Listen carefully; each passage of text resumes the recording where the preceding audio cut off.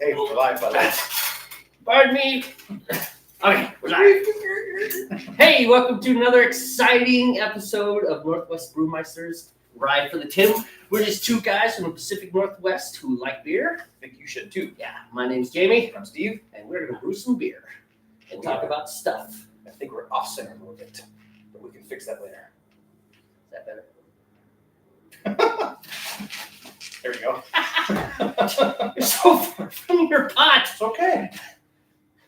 We are the most professional broadcast this side of the Columbia River, in case you were wondering. All right, dude, that's going to bug me. The rest of it, we got to fix. Go ahead, fix the camera. I got to fix. No, not that. Fix the camera? I suppose. Well, you might need to move the whole table over like an inch towards me. Okay, little towards you. Yeah, because I'm too much in the screen. You need to be more, or maybe actually more towards you. I'm sorry. Right. Yeah. We're good at this, folks. Stand by for We a need little staff. earthquake. One day we'll get some staff Yes. to help us out. Okay, how's that? All right. Yes, snuggle in now. Now. All right, is that better? Better. Okay, let's go. First, let's talk about the beer we're drinking. What are we drinking? We are What are we drinking. drinking, by This the way? is the white IPA from our friends at Northwest Brewer Supply. Interesting about it is it's not hoppy like you would, it's not super hoppy like a regular IPA. It's supposed to be kind of citrusy, but it didn't come out as citrusy as I thought it was going to be. I might have screwed something up. What I found interesting is the malts are wheat-based malts. Oh, really? You know, I didn't kind pay of wheat attention beer when you. compared to like your standard, like Golden Light or whatever we would use, Sure. Oh, really? It's interesting. So yeah, this one is almost gone. We've been drinking on this one for a couple weeks now. So yeah, and I also have a pale ale, which we'll serve ourselves a little bit here later during the broadcast. Oh yeah, if we float the keg. Cascade. I forget the name of it. Again, it's not my recipe. It's our brew supply. Northwest Brew Supply. One of their recipes, which are great. They're easy to do and they taste good in the end. So I've been doing them for a long time and I don't have any reason to not do them. So I still want to do my own recipes, of course, but it's easy to fall back on one of theirs. Yes, if we are lazy, which we're often lazy, it is really nice to know that we can grab pretty much any one of their recipes and they're going to taste good. Yeah. So yeah, have we done them all? No, there's some things we have not done yet, but okay, we've done most of them. We've done almost the entire recipe from Catalog, yeah. Yeah, the catalog. The kit catalog, if you want to call it that. And we've liked them all. In fact, we've even liked them all when we screwed them up, which we've done a couple times. Yeah, there's been times I forgot to throw in finishing hops. Yeah. What are these hops for? Those are supposed to go in your beer 5 minutes ago. Oh, man. Yeah, one time I tried to play catch up I'd already chilled my wort, and so I put the hops in there and was mushing them in, trying to get the oils to release, Not sure how it came out, but I don't know. With the exception of that one beer that we did not chill quickly enough, everything has been completely drinkable. Yeah. I mean, now granted, if you view beer brewing as a target, and this is our target, we often hit here and over here. Right. And over here and over here. Now, important to know, all these areas are the tasty zone. So tasty, just not the target. We had one way over here. This, not the tasty zone. We had one there. We felt obligated to drink it. Kind of punishing. It's like stupid should hurt, It's like, stupid should hurt. Oh. You never heard that? Stupid sugar, yeah. Yeah, stupid should hurt. It's like we were stupid, and so yeah, now you get It to needs to drink this hurt. beer. Oh, I gotta tell you, it would have hurt more to drain pour it. Yeah. We were just talking, all right, you know what, we'll talk later. What are you brewing today? You go first. All right. Today I am brewing a blonde ale named James Blonde, hence the title of today's broadcast. So We are so clever. Wait, did you steal that from Ben and Trevor? No. You made that up? I made that up. Creative. Creative. And clever. So a light straw-colored ale with low bittering hops, but full hop flavor and aroma profile. Smooth malt tones coupled with a crisp lager-like finish, which is interesting because the yeast is California lager yeast from my yeast. So, but you're gonna do this ale style. this is going to be ale style. Yep. Cool. So the original gravity is going to be 1.051. Final will be 1.016. ABV 4.6. IBU 38. So it should be kind of light and crispy, which is what I wanted to do because it's still summertime, and by the time this finishes and we're ready to drink it, it's still gonna be nice and hot here in PNW. So, well, it's hot for us maybe, but it's miserable today. Yeah. It's like almost 71 degrees. no, it's terrible. I can't. Anybody outside's going, really? Meanwhile, down in Florida, why aren't you wearing a coat? Oh yeah, where I'm from, yeah. I mean, it's probably the 90s right now. Where I'm originally from in Texas. So. Yeah. My kit inventory consists of half pound of Crystal 10, so it's very light in color.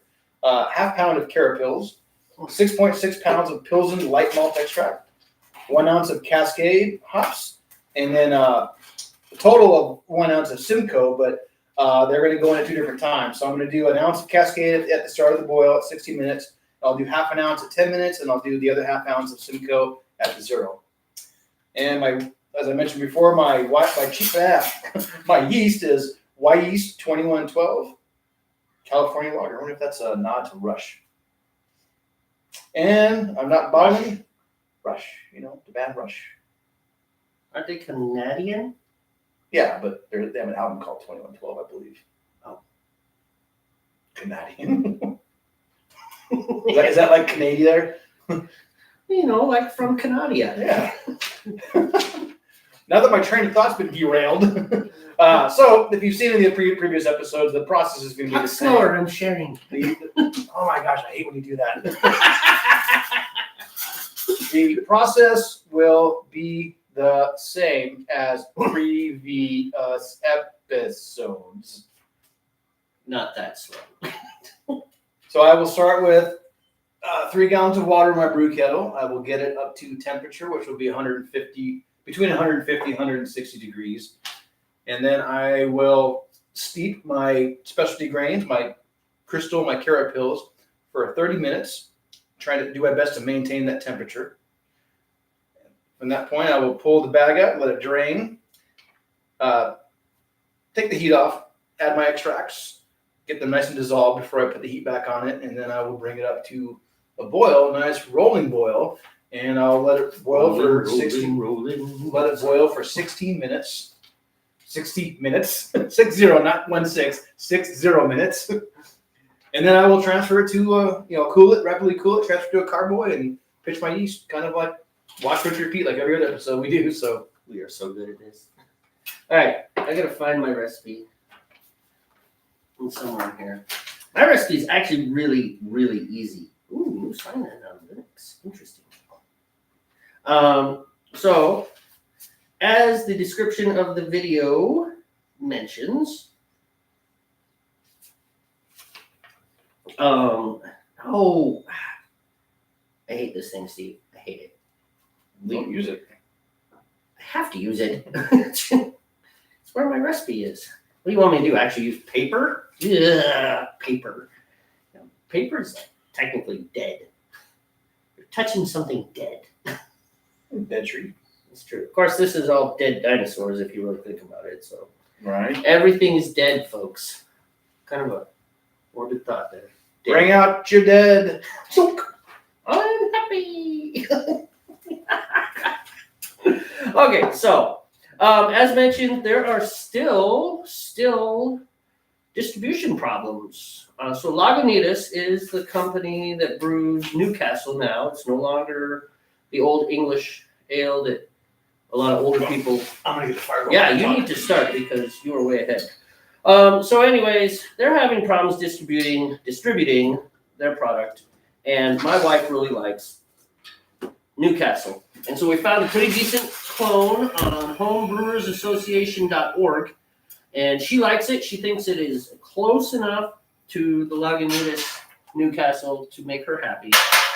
So that's what we're doing today because I want my wife to have good beer too. So this calls for 5.5 pounds of dry malt extract. We cheat a little bit because they come in 3-pound bags. So dry malt, not liquid malts, which is kind of nice because you don't get sticky while you're adding it. True. 12 ounces of 55 Lovabond crystal malt, 1.5 ounces of black malt, 1.5 ounces of chocolate malt, 4 ounces of torrefied wheat, And then the hops are 1 ounce of East Kent Goldings at the 90-minute mark and 1 ounce of East Kent at the 30-minute mark. Throw in a teaspoon of Irish moss around the 15-minute mark.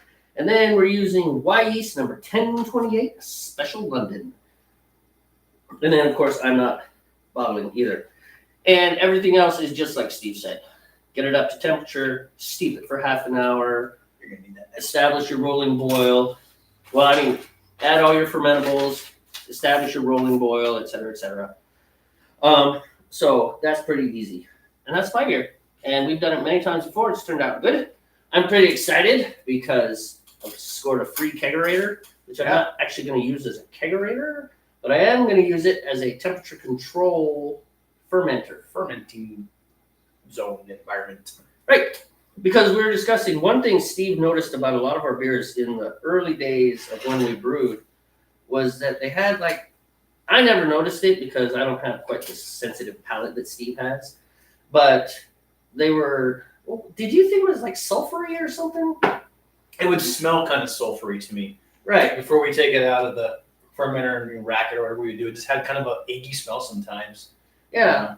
So anyways, the thing that I noticed, particularly during the summer when things were warm, is my fermentation, that was just exploding. And it was literally almost boiling inside the carboy. It was moving so fast. I mean, and of course, now if you use a glass carboy, so you can actually look in, as opposed to a plastic bucket, where you can't really see in there. But if you use a plastic carboy, the wort or the developing beer will move quite a bit. I mean, that's for sure. But this was really moving.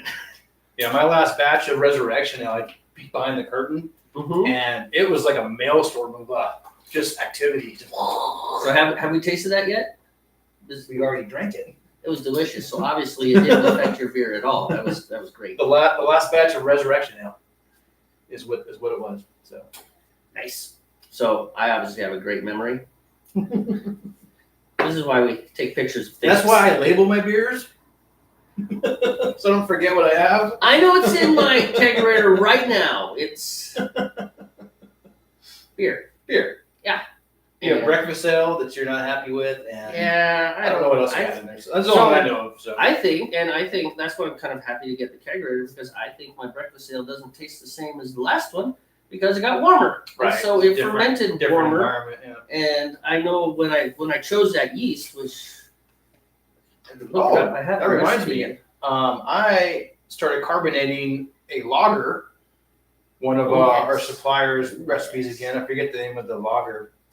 But this one I lagered actually intentionally the way it should have been lagered, not the actual lager that I made that one time. So I lagered it for 2 months in my kegerator, which is a deep freezer, just a deep freezer with the temperature control on it. And so we'll see how it comes out. Yeah, Should be ready to drink by Wednesday or Thursday. Sweet. Yeah, that's awesome. I'll be here. Yeah, we should do that. 'Cause I'm taking Wednesday off. 4 or 5 in the Where do morning. we go? 6. You good? 6 in the morning? Sure, man. It's 5 o'clock somewhere, dude. True statement. So Y yeast 1272 is what I use in my breakfast ale, and I have in my notes ferment on the cool side, because when I was looking it up, it said if you ferment on the cool side, it'll produce this. If you ferment on the warm side, because all yeast has a range. If you ferment on the warm side, it'll produce this. I was like, oh, I want that part of it. And I think I moved more towards the warm side and produced these other flavors that I didn't want so much because it doesn't taste like the first one did. Which is impressive that I remember that, by the way, because I have absolutely no gustatory memory. It's a good word, huh? Gustatory? Gustatory. That nobody uses. Very few people use that. Got you. You want to know another word that people don't use? What's that? Tardiloquent or tardiloquent. Wow. Tardiloquent. Tardiloquent or tardiloquent. But it's eloquent, so it's probably tardiloquent. Tardiloquent. It means slow speaking. And this is our etymological episode. Yes. We're going to talk about words. No, that's an interesting word. What does that mean, actually? I don't know that word. So it was in relation, so I ran across that word while reading in church a couple weeks ago. And so in the Orthodox Church, there's actually 3 services that happen right away on Sunday morning. Mm-hmm. The first service is called Midnight Office, and there's certain readings, and the priest does certain things, and they sense stuff, there's rituals and stuff. And then that goes straight into the next service, which is called Orthros. And Orthros is kind of more of the same. There are certain rituals that happen and certain prayers that happen. It's an early morning one. The joke in the Orthodox Church is if you ever want to spend time alone with God, come to Orthros, because there ain't nobody else there. Yeah, that's the other thing. Mosquitoes come alive in the summer, see? Right. So anyhow, but one of the things in Orthros is they have this canon, which is kind of like a commemoration, poetic history lesson type thing. So every day in the year in the Orthodox Church is a commemoration of some saint or some event. Every single day. So like today we commemorate the 45 martyrs of Nicopolis. I'd have to look it up. It's NIC something. Okay. But it's these 45 dudes that got killed it's like in 1860. Over by Lebanon, there was a really bad persecution of Christians. And so they all ended up dying. And that's what today's service was bloody. I mean, there wasn't blood in my church, but just the topics that were covered were just like, Didn't think it was blood in the church. it's like, whoa, geez, man. I mean, because sometimes it gets really graphic. Like, Sorry. Compartmentalized. I'm focused. Anyhow, so I'm getting off topic. So a while ago, they're referring to Moses. And Moses, one of the things that's known about Moses, at least legend-wise, is that he wasn't very good at talking. They think he either stuttered or he just couldn't put words together, or he was not a public speaker. And so that particular phrase, that word, tardiloquent or tardiloquent, came up because they're talking about Moses. So Okay. So you got tardy, right? Late. Right, and then loquent. I guess Like eloquent. yeah. So that's a little bit of a guess on my part, but I think it's a pretty good guess. Sounds like you could say fashionably late. Mm-hmm. I'm joking. Moses was. He was fashionably late when he spoke. No, I don't think fashionably late relates to So- tarded, whatever the word is. I can't even pronounce it right. So that's tardiloquent. Tardiloquent. Tardiloquent. I don't know. Tardiloquent. Let me tell you, I stumble on because you read this stuff out loud. You know, we have chanters, right? Mm-hmm. I mean, that's one of the positions in our church service is a chanter. Chanter's job is to read these certain things. The priest reads certain things, the deacon reads certain things, and the chanters read certain things and sing certain songs. And Sure. there's a lot of call and response in the Orthodox Church. The priest will say something, and then the people respond, and it goes back and forth.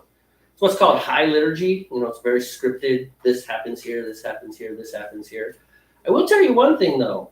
It's not nearly as solemn, heavy-revy as you would expect. I mean, because they're like mistakes are made, and instead of people freaking out, the whole congregation just laughs. Goes on with it, whatever. Ooh, just moving on. Moving on. You know, and of course, it's hard to be overly serious in my church because it's filled with children, like little babies and 2-year-olds and stuff, and so there are constantly moms and dads going in and out. Right. So there's interruptions, yeah. Right, because Alexis hit Taylor because Right. Taylor was playing with Alexis' teddy bear, and then they both start to cry in the middle of whatever prayer it is, and it's like you just take them out. Kind of like, you know, being in a movie theater with a young child. Yes, They except start crying, you gotta get them out. right, except nobody gets upset. You know, I know. because it's part of the culture. It's part of the the movie theater, get all butter. yeah. Well, Which I understand that. I know. He went to the movie to go watch a movie and hoping not to be interrupted by a crying child. Which to me, it's just like, not to sound like mean, but it's like, don't take that young child to a movie. They're not gonna be interested in the movie. Right. You know? Well, yeah, that's the thing. And then you know, kind of flip the script. It depends on the movie you're going to. You know, are you going to Unforgiven or Right. Jaws? It's like, yeah, maybe you shouldn't take a 5-year-old. 5-year-old toddler. Yeah. But if you're going to Aladdin, That's cartoon, that's different. That's gonna go. That goes with territories. Right. cartoon movie, you know. And then at that point, it's Animated like, movies for why'd you children. bring your kid? It's like, why are you here? Because it's It's why are a you here by kid- yourself, dude? that's one question. Why are you here all alone? But no, see, if someone gets mad because a kid starts going in a movie like that, Right. it's like, no, Really? dude, you are out of line. I can understand, you know, taking an infant to even a children's movie, they're not going to care. No, I mean that's But like that a is toddler or one a thing. 5-year-old or a 6-year-old, yeah, that's their domain, you know. Yeah, it's like this is a kids movie. Come on, you're gonna have kids, and kids are still gonna scream and get bored and Right. whatever. I've seen people get all bent out of shape on airplanes because some kid starts crying. It's like, yeah, I get it. It's irritating. You know what? That's what earbuds are for. That's right, man. Rehab the technology. You know, put on some earphones. Or, you know, even the over-the-ear ones, whatever. Kids don't know how to handle the pressure change like adults. You know, sometimes that causes them to cry. Sometimes they're scared. You know, the engines roar up and they start going fast. It's scary, you know, to a kid, you know, who doesn't know anything. It was their first flight, you know. Yeah, no, I get it. But I'm a kids guy. I like kids. Yeah, so yeah, when I hear a kid crying, I'm just like, oh, all right, whatever. It happens. I felt blessed because, you know, my 2 children, when we would travel, they were sleepers, man. Out. They loved flying and they would sleep the whole time. So, You know what's crazy? My kids were silent. yeah. I remember driving, so they would sleep right away, right? So we'd take off out of town. We'd get halfway, like going back home, right? So it's just like a 10-hour drive. We'd get like a third of the way there, 3 hours in. So we'd pull out and they'd zonk out right away. Right. And we'd be driving and driving and driving. And then I'd just randomly look back for whatever. And I'd notice both my kids were awake, like wide Just awake. silent, huh? Not like waking up, oh, where are we? But like, you have been awake for a while. And yeah, not a sound, just staring out the window. So, Yeah. really weird. I don't understand it. It appears there's not much of a delay this time. Look, I mean, it's almost real time. Makes me wonder if I know. Are we broadcasting. actually Is broadcasting? it broadcasting? I think so. We wouldn't have, I don't know. Well, no, we're I'm definitely born- broadcasting. Yeah, it says because I picked live. it up on my phone. No, we're 22 minutes live. Wow. Maybe my internet's better for some reason, or the app improved. Comcast upgraded you, and now they're now charging you 75% Probably. more Probably. without your permission. I wouldn't be surprised. That's usually what happens. I notice my bill creeps up by a few dollars every few months. You know, when I call that- them and they're like, "Oh, well, there's new taxes, or there's new this, new that." It's like, oh my gosh, you know, Well, that's one of the. more Like, more BS to gouge the customer, man. Yeah, let's not brag on that. I know. I don't want to. I don't want to go into a rant mode. So anyway, it is what it is, man. But I'm glad that there's not like a 5-second delay, like, you know, as I move my hand, like there usually is. You know. That's true. Usually there is like that. Oh, I'm having a hard time making this work. There, I made it work. I want to crank my heat up a little bit. Seems like it's a little slower than normal. Okay, and we have audio, which was that happened once too. Right. No audio. No audio. So we're gonna save battery power on the iPad until you see a comment. Yeah. We don't need a monitor yet. Yep. Yeah, that's a good idea. So I like these thermometers that we started using because the inner circle is in Celsius, which, you know, whatever, but the 70 degrees Celsius mark is like ideal for the temperature I aim for. It's right between that 150 to 160 mark, you know? Oh, really? Yeah. So that's kind of like my target point for temperature for my steeping, Mm-hmm. 70 Celsius.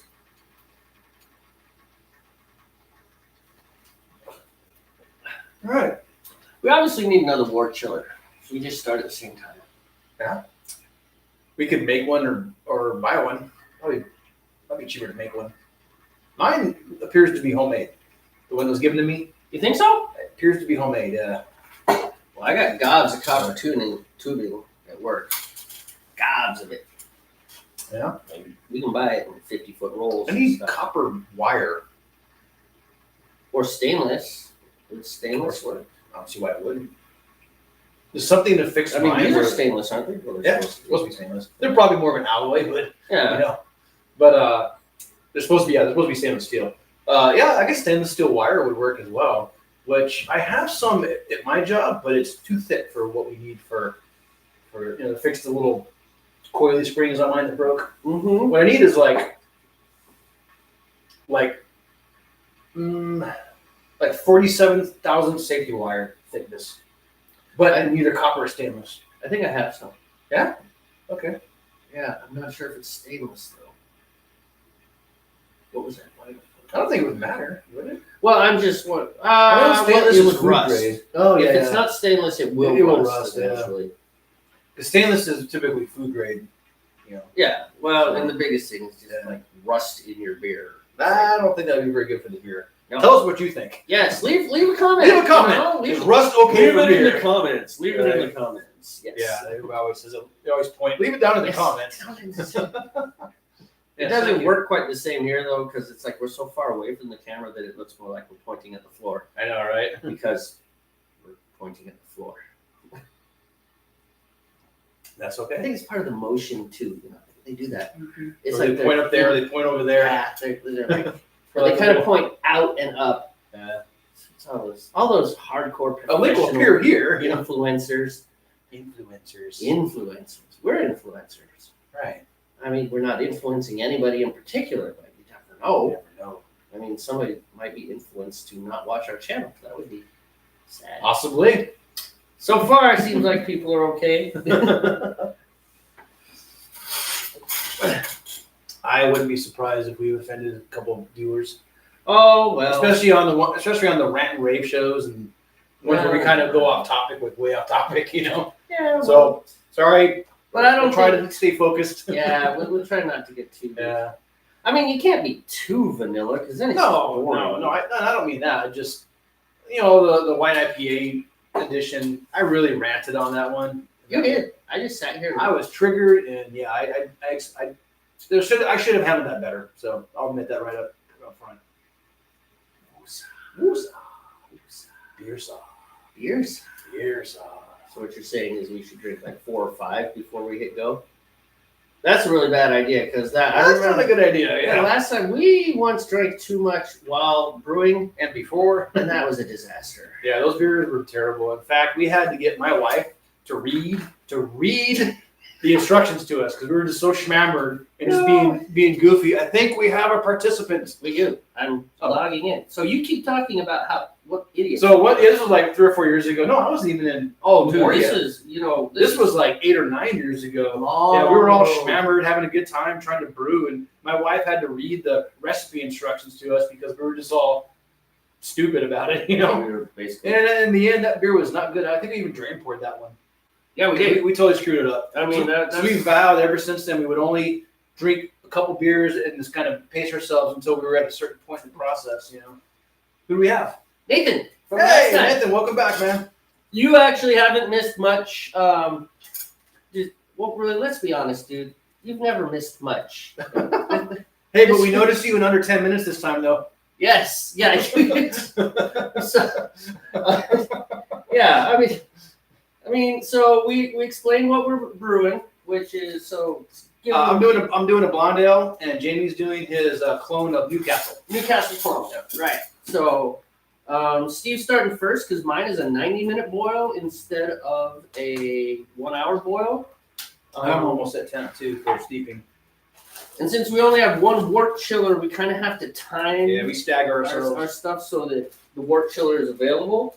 Because one thing we found out is that if you don't chill your beer quickly enough, it has a dramatic impact on the flavor. Essentially, keeps cooking. Yeah, it's kind of like burnt beer. Yeah, burnt toast beer.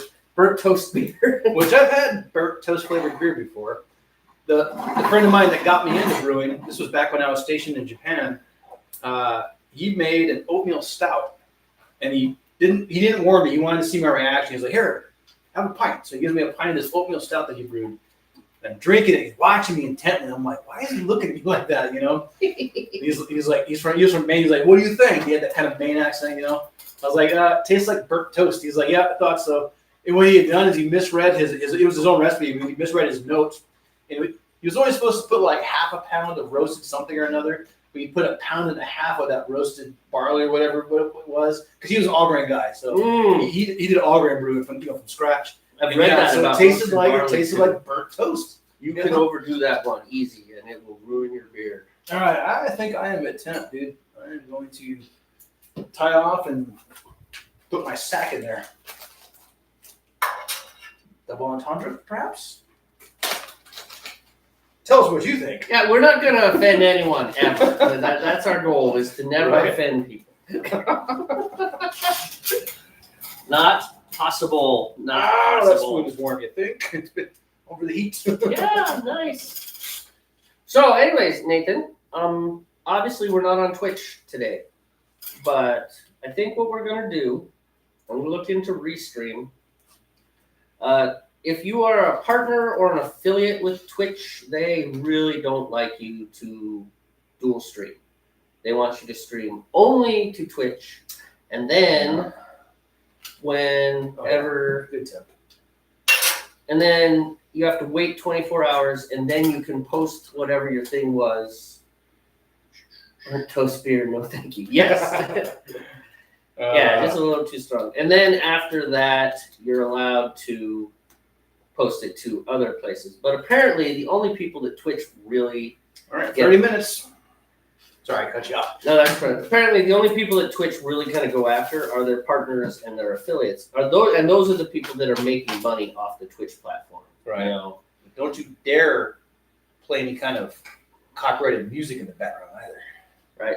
Fortunately, I write Even music, if you're the so- owner of the music. Yeah, that's the tricky thing.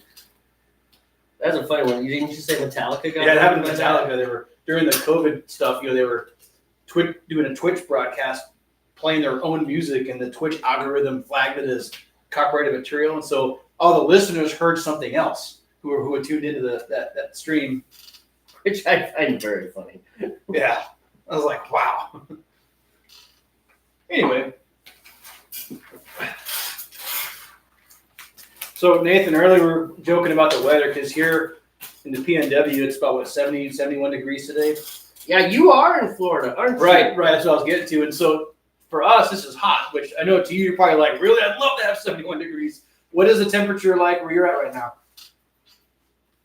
Yes. Tell us about. Now, years and years ago, I was in Jacksonville, so I remember what Florida heat and humidity felt like, way back in the day. Fire. Maybe. Give me fuel, give me fire, give me double trap desire. Oh, no. Yeah, just looking at this, the color of this already, it's going to be very light. Kind of like it's probably going to be like Coors Banquet light, you know what I mean? Kind of golden color. Oops. I actually like to keep cold steam. Yeah, even if you're brand, some platforms will flag and take down your videos. Yep. Wait. Aircom has talked about the Twitch guidelines. Even if it's your band, some platforms will flag and take down your videos. Oh, no, I cleaned out. That's right. I'm at max temperature without going over, so I'm just going to let it steep for a little while. Oh, okay.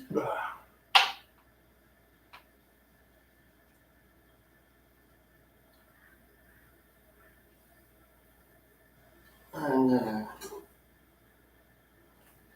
87 with 92% humidity. Put a bullet in me now. Holy crap. How do you survive, dude? Air conditioning. That's it. Lots and lots of air conditioning. I remember when I lived in Corpus Christi, I was whiter in Corpus than I am here. Oh, wow. Because I never went outside. It was just like, I can't. Yeah, I don't. Even here, I don't go outside much. I'm a jeans wearing guy. I don't wear shorts. Well, in the winter, I'm outside all the time, but geez, during the summer, man, it is so nice and cool. Yeah, you obviously, Cool, Florida yeah. has cooked your brain. I remember going to the beach in December. Like they were in Jacksonville, just laying on the sand, just like cooking out there. It wasn't 87 degrees. It was probably closer to like what it is here, maybe even cooler. But yeah, I remember washing my truck. Dead of winter. Yeah, Corpus was like that. It was just stupid hot. I described it to my dad. It's like, well, we got 9 months of summer and 3 months of not quite summer. See, I had the opposite. I was stationed in Maine as well, and the same little saying was 10 months of winter and 2 months of bad snowmobiling. Yeah, I had the same idea. It's like just. I got so sick of shoveling snow, man. I was like, yeah, never again. I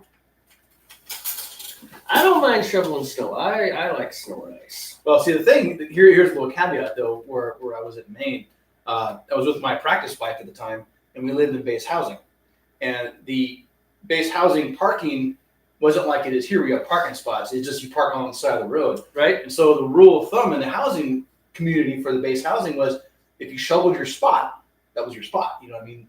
Right. So everybody was supposed to honor that until they had guests and somebody come park in your spot. You know what I mean? So you'd always the thing was you're constantly shoveling and working for that parking spot. You had to keep your walkways clear. They wouldn't deliver your mail. So if you had ice on there, you had to throw urea or salt rock or whatever, you know. So it was just constantly shoveling snow, and I just got so tired of it where I was like, I'm done.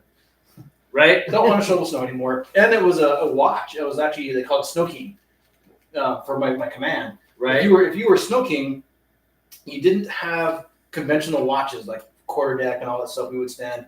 But when it snowed, you had to get out to the command at like 1, 2, 3, or 4 in the morning, whatever, and then shovel all the snow and clear the walkways so people can come in and get ready for work, you know. Oh, yeah. So, whole life in Florida, 4 years in Louisiana, which you're right. Louisiana, Florida, hot and humid. Yeah. hot and humid. Pretty much the same. Yeah, I guess you're used to it. I'm from Texas originally, from West Texas, and it gets really hot there. I mean, it breaks triple digits sometimes, you know, at the height of summer. So I lived in Corpus for 3 years, man. I think Arizona is worse than where I'm from, where my dad lives, because like Phoenix, 120 degrees. Oh yeah, it's insane there, man. It's hot inland just right saying. now. You ain't saying nothing. Ready for refill? Mm-hmm. All right, I'm going to go off camera and refill our beers. By the way, we're drinking the white IPA that was brewed, 2 months ago? No, a month and a half ago? It doesn't matter. It's almost gone because we've been drinking it for a couple of weeks. It was not brewed last session. It was brewed 2 sessions ago. Yeah. So that's 2 weeks. 6 weeks. 6 weeks. So 6 weeks ago. Yeah. I'd like to show you my setup, but we're using the laptop camera, so one day I'll be able to show you my setup. Right. Speaking of which, you've never seen actual snow? I believe if he's been in the south the whole time, yeah. But the snow didn't stay snow on the ground. Do you want a white IPA or a pale ale? Whatever you have. I want exactly what you have. Right. White IPA is getting close to being done. Let's kill that one. Yeah, let's kill that one and make room. I know you have 4 more kegs, but still. No, I have 4 more kegs. 2 more. Oh, you have 2 more kegs. I own 5 kegs. That's how I think I have 5 kegs. I'm not sure. I have 3 kegs of beer in them right now. See, that's dangerously low. Well, actually, it's not so dangerously low. It's just testament to how that you don't drink enough beer. You should never have that many kegs. I'm a weekend warrior, man. You know what, man? I feel like I've let you down. I'll come over more often. But I work at night. I'll come over in the morning. You get off at what, 2? I could be here at 2:30. No problem. Right? We'll drink 1 or 2. Give us some time to rest, eat breakfast, and I'll go to work. Silly. Corpy crappy. Yeah, the thing is, I liked Corpus Christi as a town. I didn't mind it at all. There you go, man. The only problem I had with Corpus was it was so incredibly hot. Because I'm from the mountains. I'm from Montana mountains, where it does get warm in the summer. It'll go. Some summers it'll go all the way up to 100, but it's dry. Mm-hmm. Kind of like Arizona. I think that's the one thing that saves. Yeah, Arizona is really dry. Corpus was just like Florida, what Florida's now. 87, 92. It would be literally, there are some days, 95 degrees at 5 in the morning, and you'd walk out of your barracks room and it's just like 95 degrees. Yeah. You're instantly covered in humidity, like instantly wet. Almost like someone had hit you with a hose. It was that fast. Just not my idea of fun. So we really are working on getting a different setup because you mentioned over in the Discord there, over in the bar room on Airchrome's channel that you're like, well, you said you guys might think that the wort chilling process is boring, but there's a lot of stuff to learn there, and that's not true. it. It's just. Yeah. Well, no, I mean, he's not wrong. There would be for people who want to learn who don't know what wort chilling is, they could actually see it happen. Right. The one thing is you got to ask questions. We'll always try and answer questions, but when we first started all this, we tried to do the whole we're going to talk about this part of brewing and this part of brewing, and it just didn't happen because we just ended up talking. So now I think what we'll do is if someone asks a question, we'll answer to the best of our knowledge. What we can do is instead of starting the broadcast at the beginning of this part, we can start the broadcast later in the process so that folks are seeing the end of the brew session rather than the beginning of the brew session, because we have like a year of 2 hours of the beginning. You know what I mean? That's true. And so just food for thought. So but that's still until we get a better setup with both cameras. We still need a better setup because think about it. We're over there. And then we're over there. Mm-hmm. We're going in and out of your house. And as much as we like you guys, no. You get to see the garage. No. You're not invited in. Or what would be cool, a wireless camera. Is that real? Yeah, they make them. Or we could actually, while we're doing all the exterior stuff, someone could follow around. That's why we need staff. We need a buddy to help us. You know what I mean? Somebody who lives here that can kind of be our behind the scenes person, of course you can do it wireless. So the trick is, and OBS Studio has the technology to do this, where you can use your iPad or your phone as a camera. OBS actually streams out, right? But the camera streams into your computer into OBS. I'm a little sketchy on it. I'd want a good computer that had everything stripped off of it, like no background services running or anything, because I just don't trust wireless that much. I've just had disasters in the past. Answer me these questions 3. What is your quest? What is your quest? Sometimes wet is good, but not when you're going to work. Yeah. Well, that's the thing.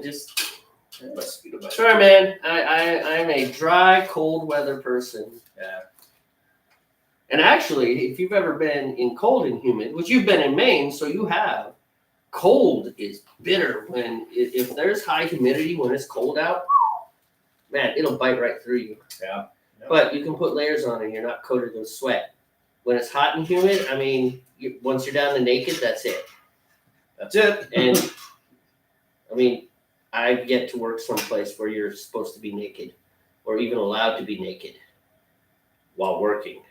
There's a few places that come to mind, but I'm not going to work there. I don't. At least not in that capacity. I don't think they have good reputations. Probably not. And I don't think either you or I are in shape to work there anymore. No. Probably a little too old. Ageism is ageism.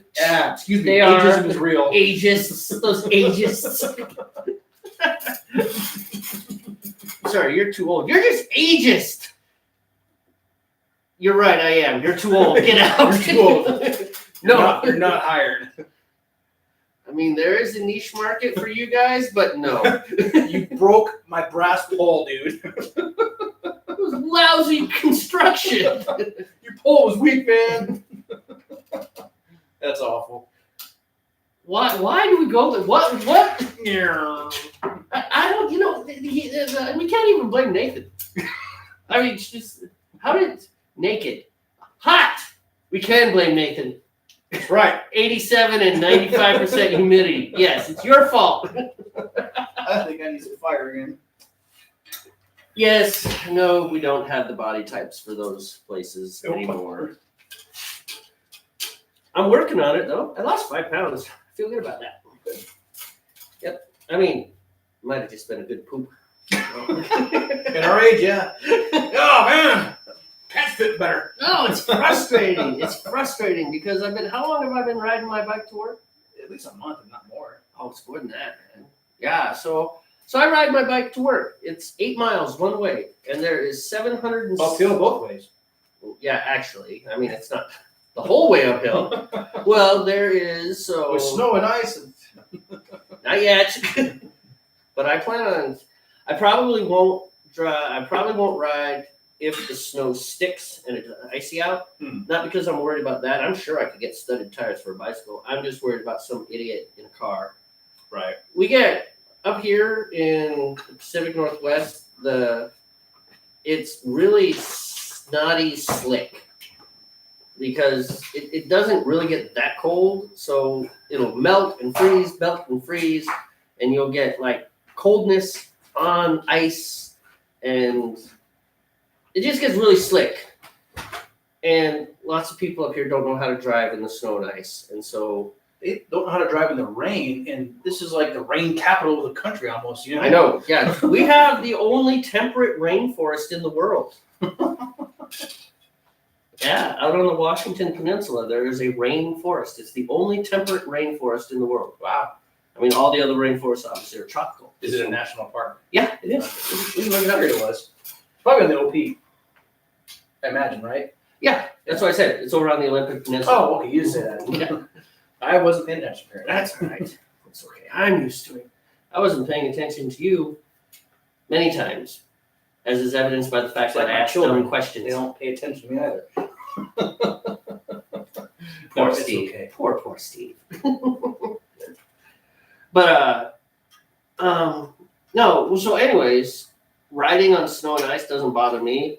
It's just being on a bicycle with a car that has lost Might lose control, yeah. is sliding at me, and it's so there's always a possibility that the car's going to do something stupid. But right now in this weather, I'm on foot. I ditch my bike and I run, and my feet can grab the ground, and maybe I can get out of the way. I can't find a good spot. If I'm on snow and ice and my feet are slipping, then I can't even get out of the way. Oh yeah. I'm not really keen on dying for my job I don't think you should do that. Yeah. or for a dad bod or getting rid of a dad bod. It's not that important. you know? Yes. So It's a nice to have, but not a necessity, you know, or a nice to not have. If that makes more sense. seen videos of people not knowing how to drive with ice. It's Oh, like the idiot drivers in Florida who can't drive any. Yeah, what is up with that? Of course, dude. So I went to school in Pensacola. Your afternoon rainstorms are not drivable in. I mean, you can't see past the hood of the car. Yeah, sometimes it's this torrential. And some of your rainstorms are insane. I know in Jacksonville you can almost set your watch to the rain during the season. That's Pensacola. It's like 3 o'clock. Oh, better get under cover. Yeah. It's like, why? Well, you're about to find out. Boom. And it was like jumping into a pond. You know, that's how fast it was just soaked to the skin. I'm getting a little bit warm. It's kind of like that in Jacksonville, North Carolina, too. Oh yeah. Yep. The rainstorms, they weren't quite as dependable as the rainstorms in Florida, but I mean, they were just amazing. It was just walls of water. I mean, I was in a rainstorm once where I could not see you. Jeez. That's how heavy the water was. It was just like, just could not see. What you looking at? Seeing how close my malts were, if I can reach them through the door without having to open the door. So I can see them right there. I could get them if you. I have my malt extracts in the sun to soften it up. It's like pouring molasses. And with it being a little warmer, it pours a little smoother. So Still sticky. still sticky. That's right. No, I'm getting close to my steep is almost done. I have about 11 minutes left.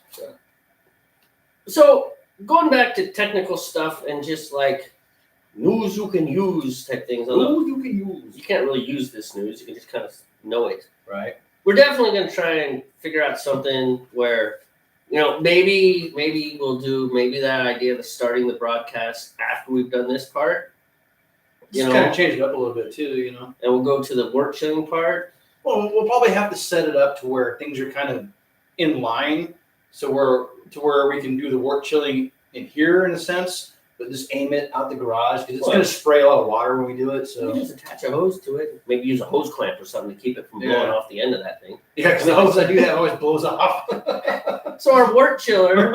Where is the wort chiller? It's on the We'd have to open up the garage. It's on the porch.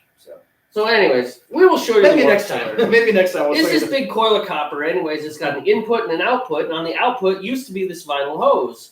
And the problem is that you've got water that's like at 100 and however many degrees running through. The vinyl hose softens up and it just comes right off. And it's just a copper compression fitting, so yeah, with the rubber, it just works itself right out of that compression fitting. So Yep, and it's gone. And so we just stopped putting it back on. yeah. But Now we spray my wife's car down with it. Yeah, we hot water wash the cars while we brew beer. It's great. That's called efficiency, recycling. Right. Oh man, I am right under max temperature. I'm coming up on 140. So basically, we're working on it. We'll get there. We're working on it.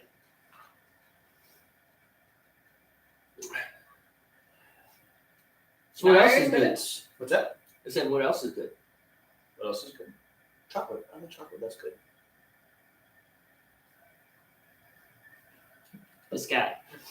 I'm here all week. Yes, you are. As a matter of fact. No lie. So last time you were drinking black and tans. What are you doing this time? Yeah. What is the beverage of choice today?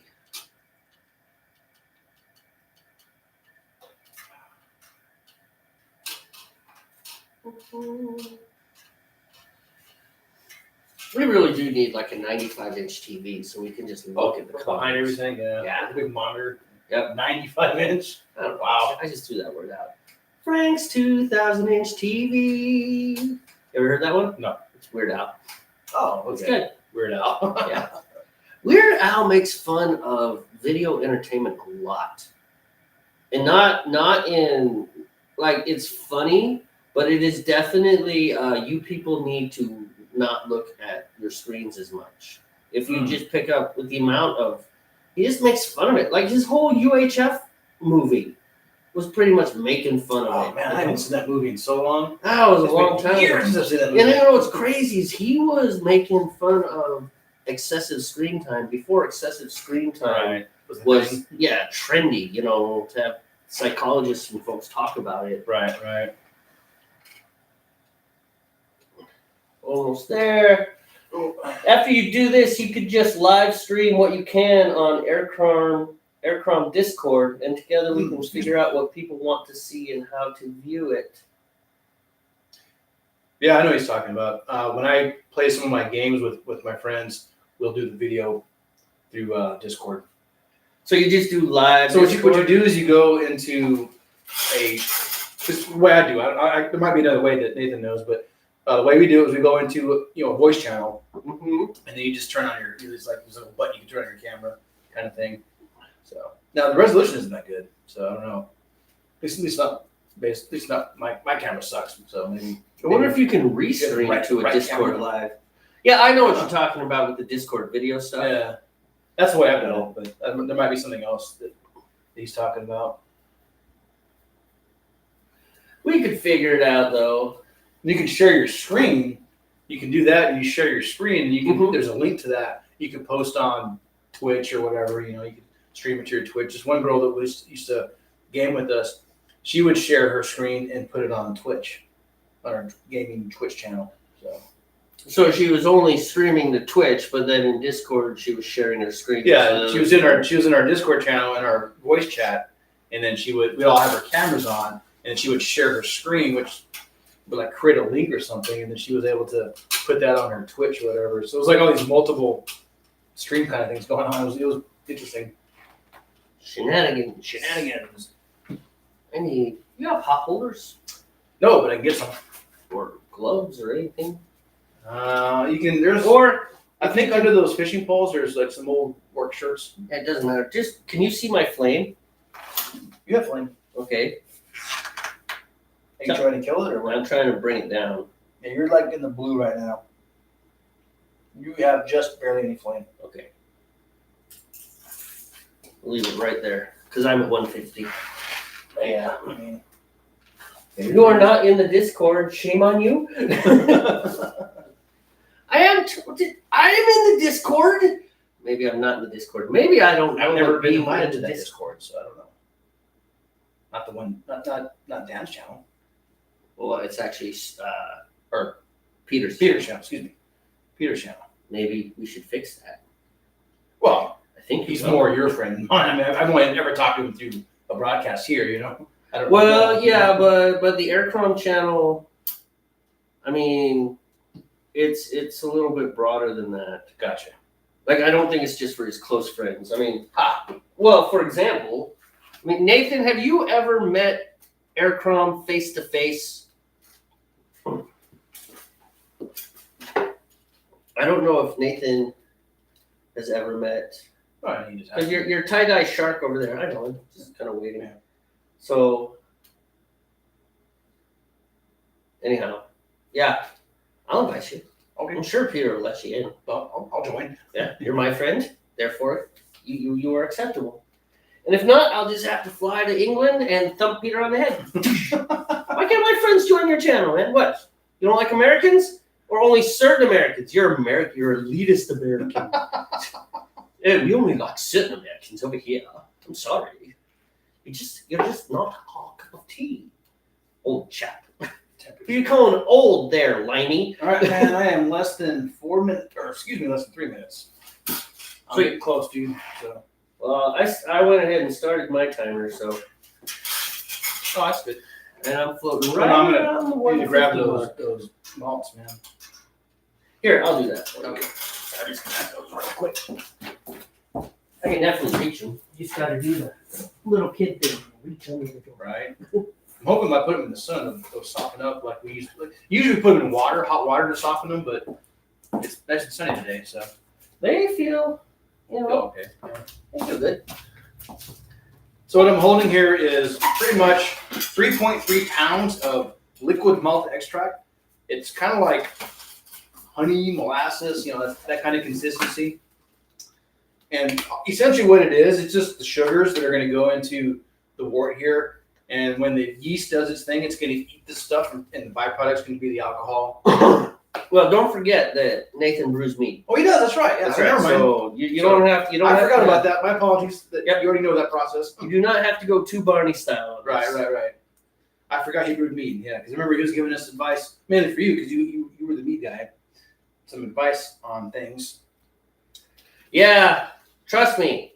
I am thinking about boats and Amtrak to somehow get Peter over here someday.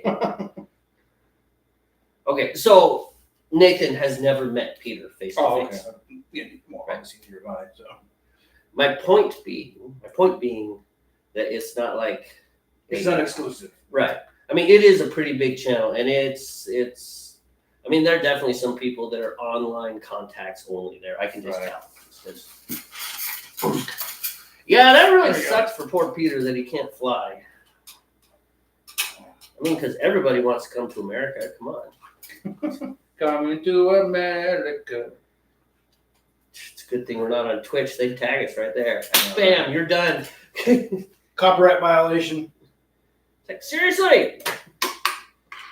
Are you gonna pull your grains first? Well, I guess It's not ready. I'm just getting the. Of course, I get the foil cap in there too. Damn it.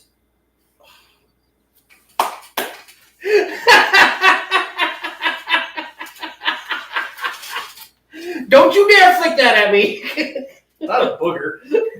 But it's sticky. I mean, it's like Ghostbusters with the ectoplasm. It's like everywhere. It's like you're gonna be all over you. It doesn't matter. To quote a great scoundrel once, laugh it up, fuzzball. Ooh, my wife says that to me all the time. Oh, she does? Really? Yes. Laugh it up, fuzzball. All right. No, I'm not going to flip the booger at you. I'm just getting, my timer's almost up. I'm just getting my malts ready. So I can just pour away, man. And I'm already sticky, so So basically, we I get need to go off camera.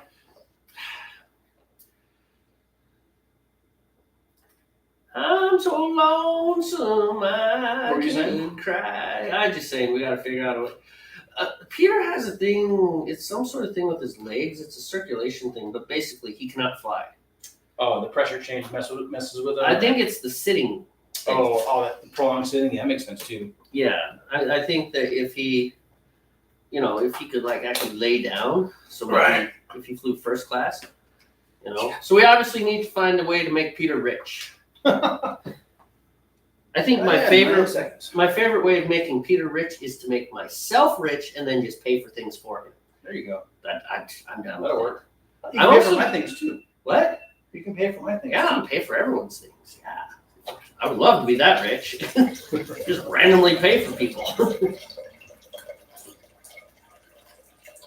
All right, I'm gonna pull my sack out of the wort and let the what's soaked in there drain off. I'm not gonna squeeze it.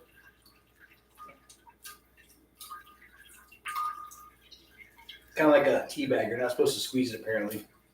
Yeah, and it's for exactly the same reasons. Exactly the same reasons. Between There's tannins. tannins and things that you don't. So, although a lot of guys will rinse them.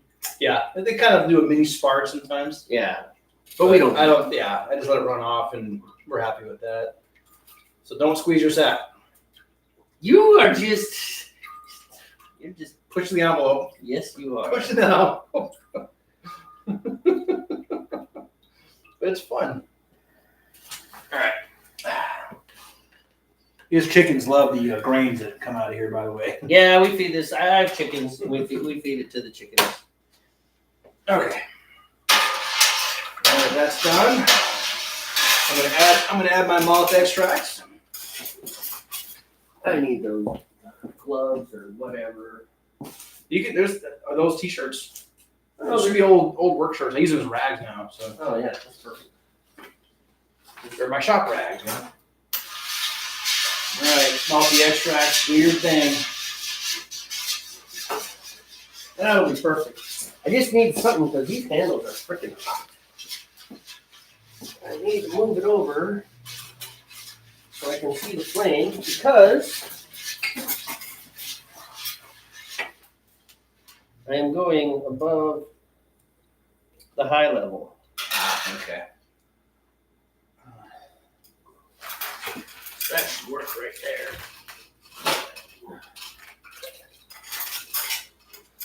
I don't know how many minutes do I have left? 22. I'm littering my garage. You're littering your garage. There's crap everywhere. And so No, my instructions are flying around. Yeah, I know.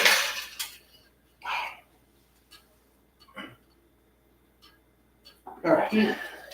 So you have to be in a hyperbaric chamber to fly. Well, that would be Oh, interesting. jeez. So I guess maybe it is the pressures. Yeah, possibly. In any case, he can travel in other ways. He just can't fly. So he can definitely You could take a ship, but that's catch gonna a take a boat, while. like the Titanic too. That'd be great.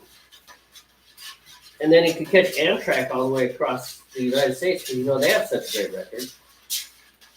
Be cool, a death-defying journey. It's like, wow, you made it, man. You're the one that suggested this train. Yeah, you're right. I'm sorry. All surprised, dude. I'm glad you made it. Hey, it's fine. It's good. It's why are you white? Oh, that's terrible. Actually, Amtrak's not too bad. Although up here the problem is that the mudslides cover their tracks all the time because apparently they don't know where to build train tracks. Oh. I remember when I used to commute all the time, you know, and it was like an hour commute one way. Yeah. You know, I'd listen to the news and it was, especially during the winter, you know, when the rains came, it was like, yeah, and these train tracks covered in mud and it's going to be 2 days before they're running again. And somebody's like, most unreliable method of transportation in this area is the trains because the tracks are covered in mud all the time.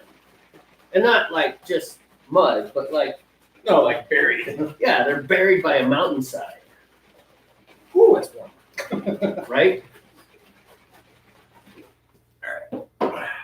Shaky, shaky, shaky, shaky, shaky, shaky. My liquid maracas, man.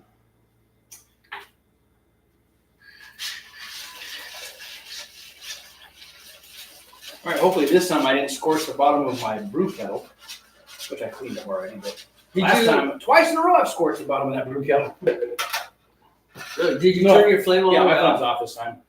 not taking that chance, Yeah, I think just nice and clean, nice and clean, and I'm nice and sticky.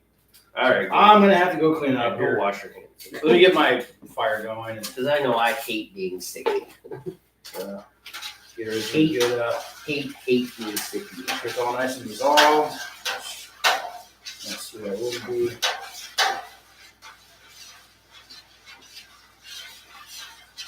Alright.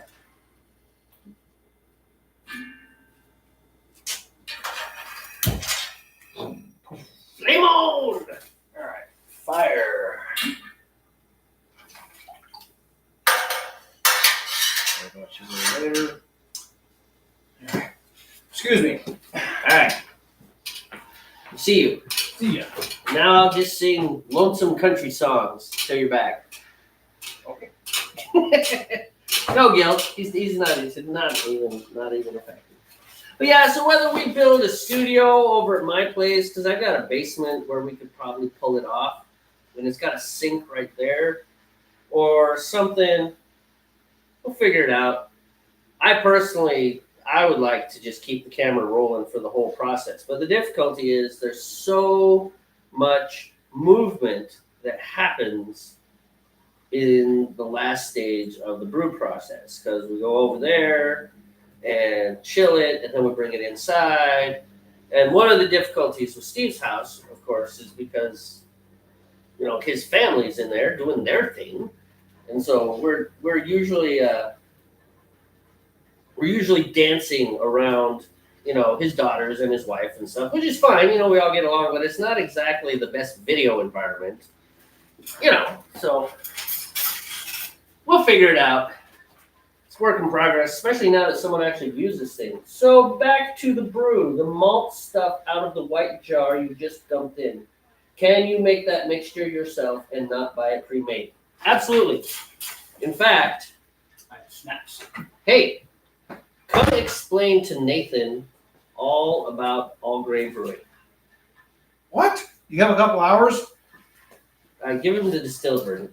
All right, more specifically. So his question is, can you make the extract? And That's essentially what in all grain, what you're doing is making your malts by steeping grains, kind of what we did here.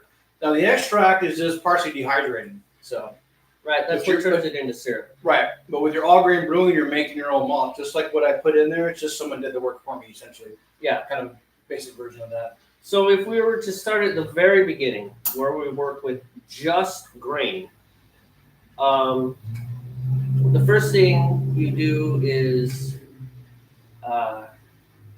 you make your malts, and so your malts are right. You're extracting the sugars from the grains. So do you use malted barley, or is it malting is the process? Malting is the process. You're using barley. So the barley grains, there are really only two types of grains that are used in beer. Two-row kind of thing. 2-row barley and then 6-row barley, and they both have different characteristics, and they're used in different places.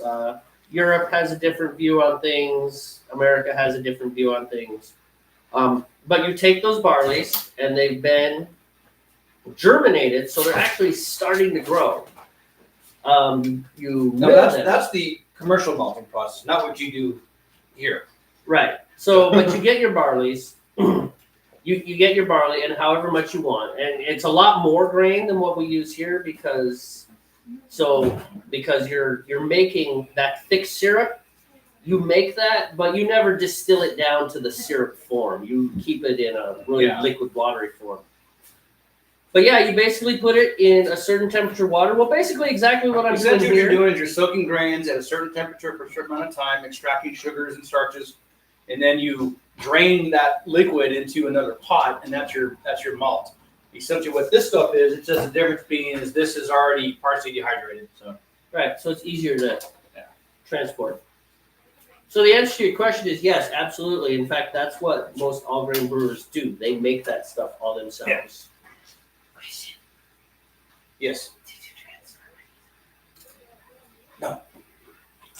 I can do that. All right, I'm going to be alone again. You're going to be alone again. Go. Just 1 minute. It's okay. I'm used to it by now. He doesn't care. He's gonna throw things at me.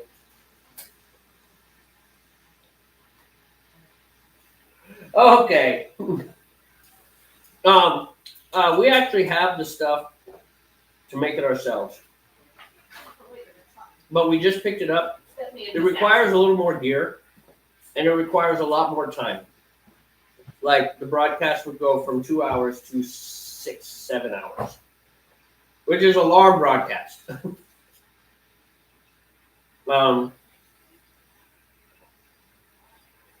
It just takes a little more time to do it because you have to do the malting, and it's the same idea. You bring it up to a certain temperature, you hold it at that temperature for a certain amount of minutes, and then you drain off the liquid off the grains, and then you rinse those grains until you get pretty much as much sugars and starches as you can out of them. And I'm going to move because Steve's pot is going to kick into boiling, and nobody's going to be here to stop it. So we're going to sit over here, which means I'm far, far away. I can't see your comments. I'll grab the monitor. Put it over here.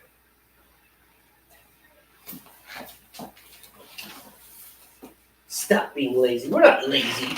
Who you calling lazy, punk? Yeah, the malt stuff out of the white jar is something that can be made yourself, but it's a completely different process, and it takes a little more time to do it. The brew day extends quite a bit.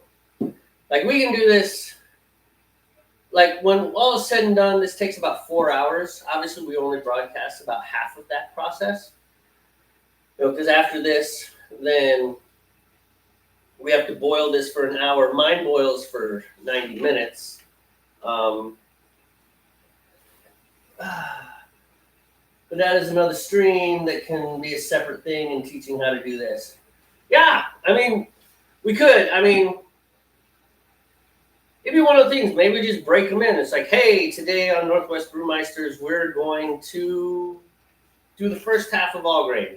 Or today we're going to do wort chilling. We've already prepped this, et cetera, et cetera. It's not a bad idea, all told. But it's in the future. We still got to think about it. The problem is we both have families and jobs. So this is kind of a side project.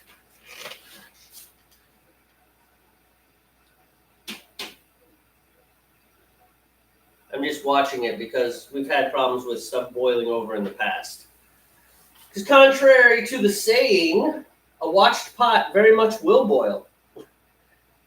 And a not watched pot will boil even faster and send gooey, sticky beer wort all over the place, which is disastrous.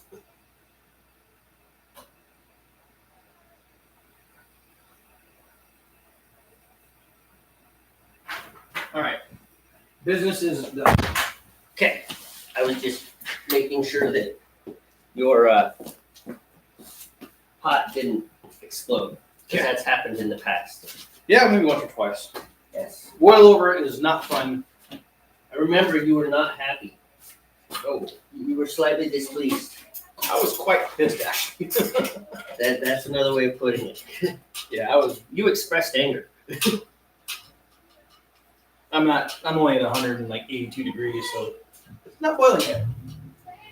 But I have a hot break going, so. You got a heck of a hot break, man.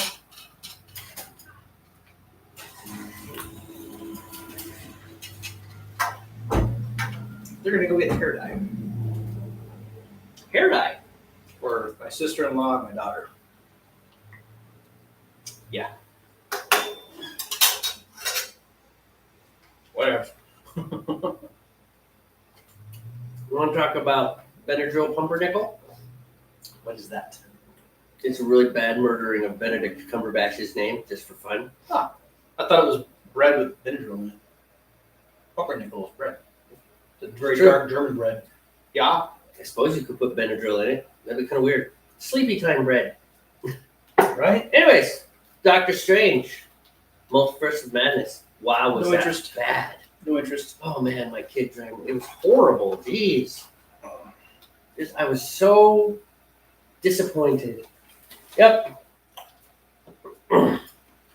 Yeah, man. The problem with some of these hobby things is they're lots of fun, but they don't pay the bills. Nope. No matter what those influencer people say. Because most of those influencers are probably not doing nearly as well as they portray. I mean, it is a true facade.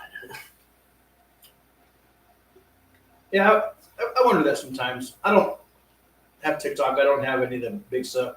But I do have a few channels on YouTube that I like to watch. Mm-hmm. And it makes me wonder, it's like, are these guys actually making decent money? I mean, But we're very honest. We are not making money. no. We are spending money. Yeah. To buy ingredients and, And drive. drive and, the gas. Because we have to drive for about 30 to 45 minutes depending on traffic Mm-hmm. to get to our brew supplier. So, Northwest Brew Supply.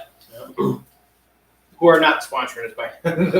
we're just happy customers, man. We're not. Yes. No one's sponsoring the show. So, But we know they watch us once in a while, so we want to throw their name out there. It's kind of like the whole, hi, Mom. Same thing. right. Hi, Ben. Hi, Trevor.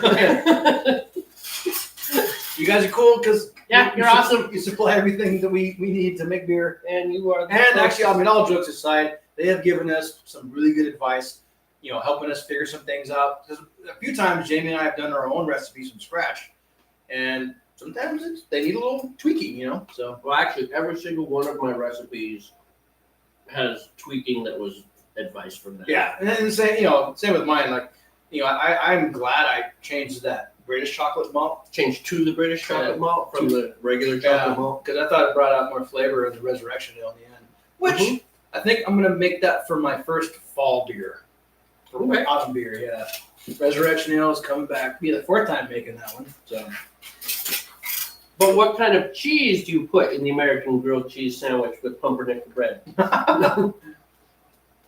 American, which I realize it's not a cheese, but you know what? I don't care. I like it.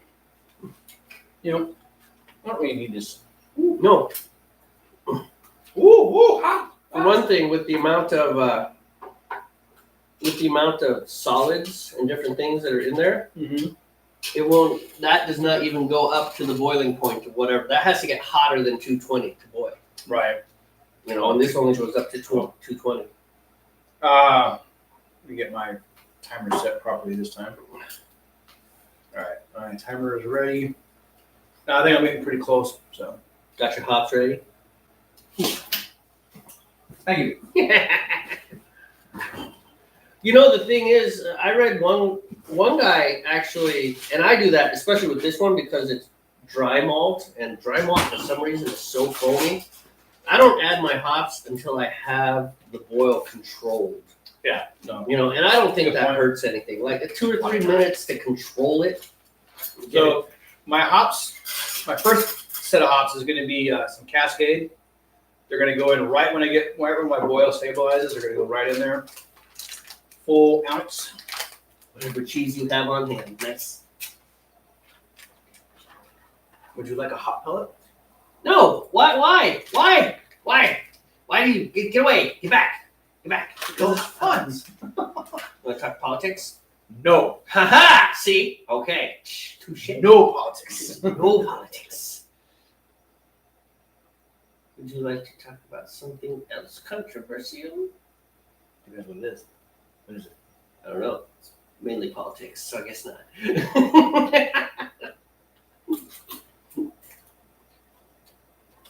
Not a fan of the politics.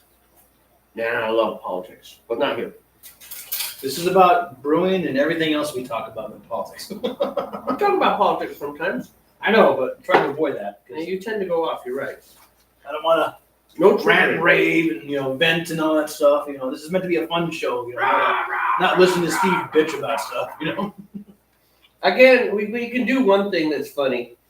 I think it's funny though. So on WhatsApp, my friend Dan shared a video of Biden, and he was reading something, and it was, let's just say, employment is at historic lows for the first time in whatever, which I don't know.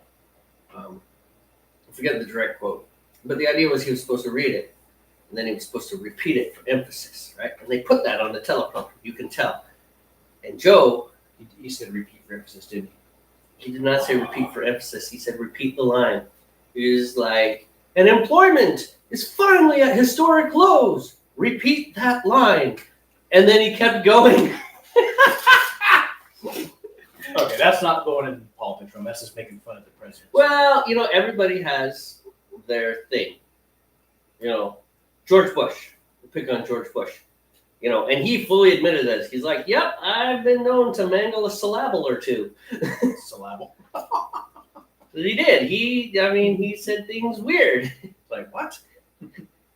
That's a Texas thing. Give me some potatoes. Some what? Potatoes. You mean potatoes? Exactly. Yeah. Potatoes. Potatoes. Okay, yeah. Potatoes coming up. Beer's good. I think now that the white IPAs had some more time to condition, and it's not so green, it tastes a lot better in my opinion. When I first, tapped the keg essentially, I was a little disappointed in it. It just didn't taste right. It almost made me think of a lambic. Mm-hmm. Now it doesn't have that taste to me anymore. It tastes more like it should. I think it's needed time, man. Remember Trevor said one time, just be patient. Mm-hmm. Be patient. Because sometimes a little bit of time will change that flavor, I think it's still a little more complex. Yeah, it's not than all your hoppy standard like IPA. but it's Standard it's IPA. whip based though, which makes it different. Maybe that's and Belgians. Or whip. Belgians are a lot of wheat. All right, so give them a primer on hops. How they work. How they work. Mm-hmm. Hops. I mean, I'm no expert, so let me Right. just put that out there right now. I gotta keep an eye on this because I was getting some You know what? In fact, here I'll talk about hops. You keep an eye on your hops grow on a vine. Yeah, there it is. I got some bubbly. They have nothing to do with bunny rabbits. All right, so hops are obviously a plant, and the part of the plant that we use is the flower. They're actually related to cannabis, which is true. They have different kinds of hops, add different kinds of flavors, and we use hops in two different ways. Another thing that's contained in hops are these things called alpha acids. Now, if we were to drink Steve's beer right now, even if we carbonated it, it would be very sweet and syrupy. Not good like Coca-Cola or anything, because those things are ridiculously oversweetened. But it would kind of be like a ucky sweet. Like a sweet tea kind of maybe? Yeah, but without the tea factor. Right. It'd be kind of gooey thick. It wouldn't be good. So the first set of hops that Steve is going to add here right now are called the bittering hops. And what the bittering hops do is within the hop pellet or the hop plant, they have these things called alpha acids. What's the alpha acid on yours? 5.9. Right. So different strains of Percentage, hops. that's percentage, actually. 5.9%. Different strains of hops have different levels of alpha acids. And basically, the higher your level of alpha acid, the more it is going to eliminate that sweet factor in your beer. And what's your beer again? Oh, no. James Blonde. James Right. Blonde. So he's doing a blonde ale. So it's not going to be terribly, terribly unsweet. There might be a little bit of sweetness left over because he's doing a low alpha acid beer. So that's alpha acids with hops. There's also something called beta acids, which I'm not 100% sure Beta what acids they do. don't even apply to what we do. They exist, but I don't. But the alpha acids are the big thing. The higher your alpha acids, the more of a bittering effect they're going to have on your wort as they turn it into beer. It's going to reduce that sweetness that's Right. in there right now. That's the alpha acids. The other thing that reduces your sweetness is the yeast as it eats up all the sugar. But your hops are the most important part of that. So that is your bittering hops, which you add right at the beginning. So the hops in this little package I have here, they're actually compressed. They look like a, Show him his head. well, it's so tiny. So tiny. If you can see it, I don't know if you can see it. It's like looks like a little rabbit. Looks like a little rabbit food pellet. Will you stop? Okay. It looks like a little rabbit food pellet, and tastes really bitter if you eat it just by itself. But these are compressed, and so there's a regular hop will look like a little bud on the vine actually, and a lot of people use fresh hops too if you get it fresh. These are processed obviously, which is pretty standard in the brewing world. They actually grow up here, up where we're at. I saw an alley that was consumed by hops. Oh yeah, Like fences on both sides, just they were all over the place. So that's the bittering hop. Now on the other side of the things is the flavoring hop. And so the hops also have, oils and things within them, just like a tea leaf. Just like a tea leaf, or I think a tea leaf is probably the best thing. Tea leaf or a coffee ground, any one of those drinks where you, bam. Any one of those drinks where you steep something and kind of extract the oils and flavors of the plant, it is exactly the same with the hops. And the other thing with the hops, the timing schedule. So almost always you'll add your bittering hops right at the beginning. So you'll add the bittering hops if you're doing a 1 hour boil, or in my case, I'm doing a 90-minute boil today. So at the 90-minute mark, they call it the 90-minute mark, but minute 90 being the beginning, and then you count down to 0. You add your hops right away. Now I have one recipe where I add it's also a 90-minute boil where I add my hops at the 60-minute mark. And that's for different reasons. They're they get a little too deep. We don't need to get that deep into the discussion right now. The lesser hops are in the boil, the more hop flavor and aroma it's going to put into the beer. So think of onions. A fresh onion, a raw onion tastes one way. If you cook it for a few minutes, it tastes a different way. You keep cooking it, the flavor of the onion changes and changes until you get all the way to caramelized onions. And then if you go too far, then you get burnt onions, which taste different. But at each of those stages, the flavor of the onion tastes different. The same thing happens with hops. Although with hops, usually what it is that the flavor just kind of goes away. It's not like it changes significantly. Which is why you might have heard, hey, get that this way. Yeah. You might have heard the term dry hopping. And that's where you'll actually add hops right to a beer that's in the fermenter. A lot of times they'll add them in the secondary. And the purpose of dry hopping is to pretty much get maximum hop flavor. So that's kind of hops. Did that explain things? I mean, there's a lot going on at the chemical level that we're not really talking about, but just know that your bittering hops counter the sweetness of the malts. Your what they call your finishing hops, those are the ones that go in near the end of the boil. Those are going to impart the most hop aroma, hop flavor in your beers. Like IPAs and pale ales, they have that hoppier smell. That's because they add their hops near the end. Now, some people add hops in the middle of the boil. Maybe there's 15 minutes left of the boil, maybe 10 minutes. It depends on the kind of beer you're trying to make and what your goals are for the for the flavor. It's all variable. There's no exact well you have to add it at this time. It's what are you trying to do? How much hop flavor do you want? How much, or how badly do you want to reduce the the sweetness of your beer?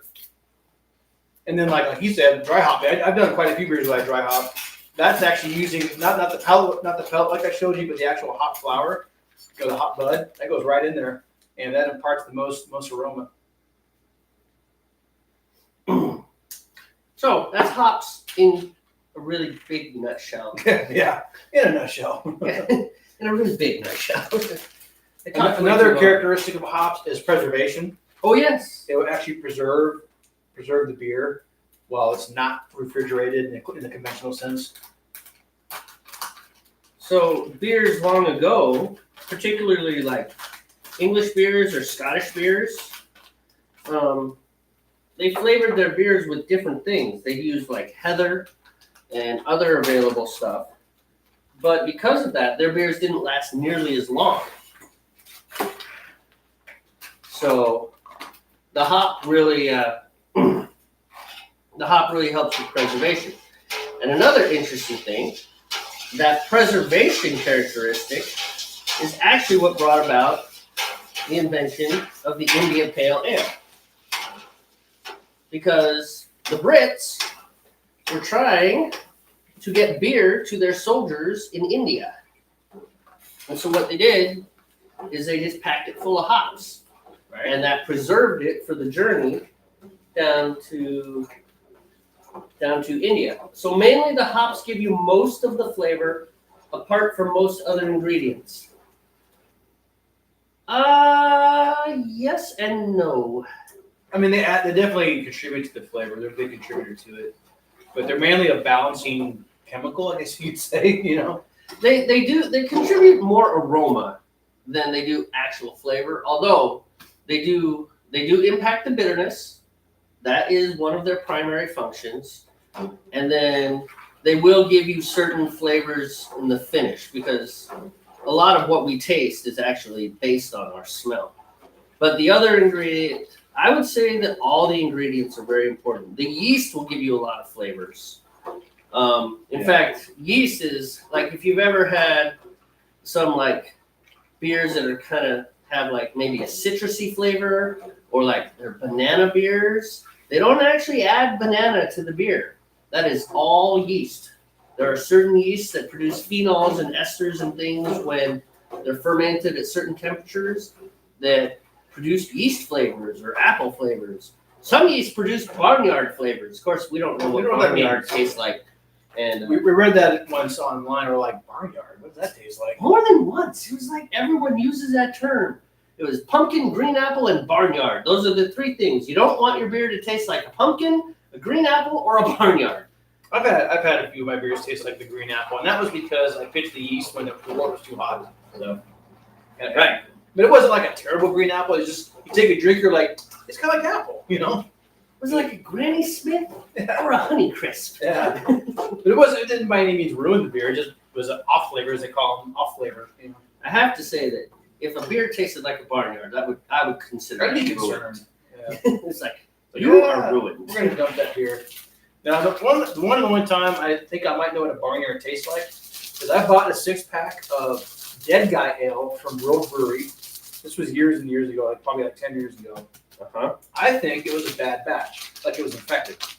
Oh yeah. But popped it, started drinking it, and it just tasted like it was fermented in bones in the graveyard or something. Because it was awful, man. It was really awful. Wow. It did not taste hoppy. It did not taste like a pale ale, Was it supposed to be a pale ale? I believe that was the style it was supposed to be. Yeah, I just think it was a bad batch. And I know people try it, they're like, yeah, this tastes like, terrible. So they probably use better words. They used more colorful metaphors than I was going to use there. So, well, we're not far enough into the broadcast to start losing our PG rating. So good on you, Steve. Good on you for that self-control. Yeah, I'm usually the one that starts slipping with the language after a few beers because someone is still behind. I've been explaining the very important. I got nothing. I'm sorry. Talk to the camera. It's fine. No, this is only our second beer. Once we're on, usually when I'm on about 5 or 6, then I start slipping on the language and I start dropping S-bombs here and there. And then eventually, a few times I've dropped an F-bomb. It's like, and we're done. Oh, that happened. And we're now we're PG-13. Oh, now we're rated R. For the record, we checked the little box that says not for kids. I know, right? Jamey had a friend hang out one time and during one of our broadcasts, one of his buddies. Oh, I guess from church, and which sounds kind of ironic actually, considering what we're about to say. This guy was almost every other word was an F-bomb. It's like, and we are off the grid now. Oh man, he was one of those people that could not talk without swearing. Oh, it's funny. I know off the camera, I have a potty mouth, but on camera, I'm trying to be nice. So, I'm a retired Navy sailor, so yeah, cuss like a sailor, man. But I'm not as bad as other people I know, though. No, you're not as there are much worse people out there. Hey, you didn't actually get a super phone this time. Well, I'm still mixing. I don't know if my flame's even on. I think it is. No, let me see flame. You're gonna need this. This means we've just been slowly leaching glass. So hold on.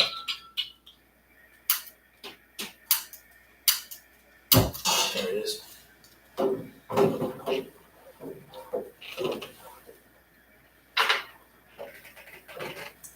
See that? Yeah, so he gets it that yeast changes. Yeah. Did I see what? See that? Textbook. Yes. I got you. Textbook. Yeah, the old textbook boil.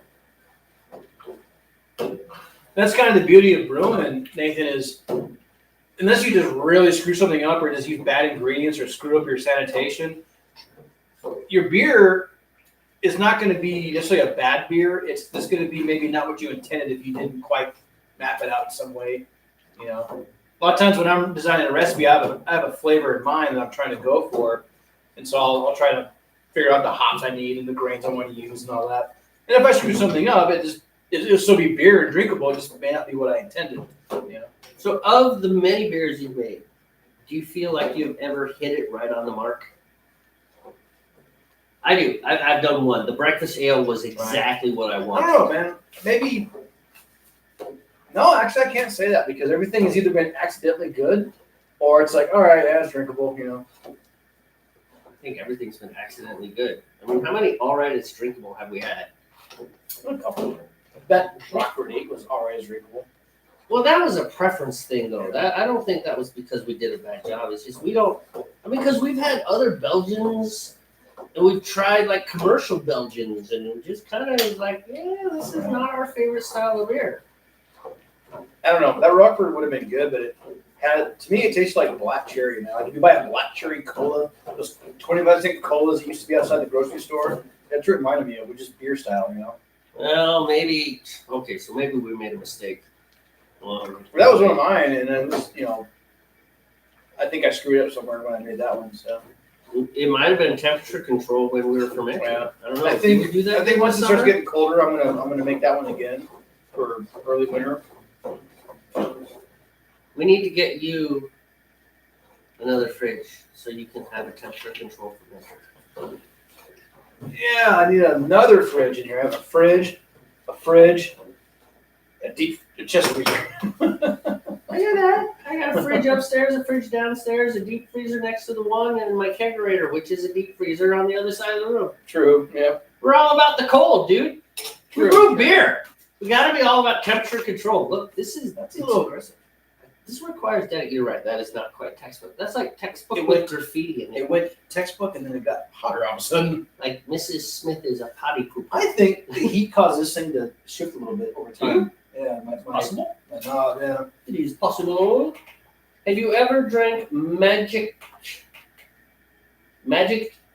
Chat number 9? No, I'm not familiar with that one. By the way, comments you missed because we were chatting. Nathan Druin says, yes, yeast will change the flavor. I have noticed that in my meads. I was out of my normal brand and used a different brand, and the flavors were very different. And then he says, have you drank Magic Chat? Or is it Magic Chat or Magic Hat? Not familiar with. MAGICHAT number 9. Magic Hat. I think it's Magic Hat. Is it number 9 because it's a 9%er? I mean, that's some strong stuff.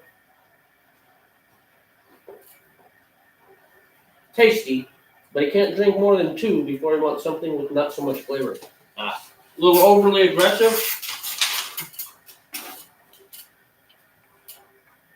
All right, so 10 minutes I have.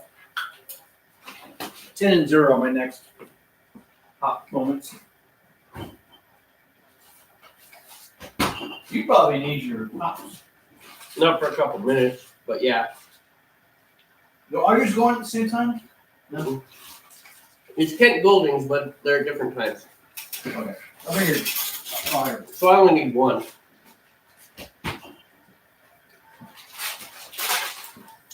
Let's not toss them like the rabbit of doom that your daughter did once. Oh, I know. That was funny. Killing me, Smalls. Magic Hat number 9. Now we're gonna have to look this up. What is it? Is it a beer? Yeah, I'm not familiar with that one. Ooh.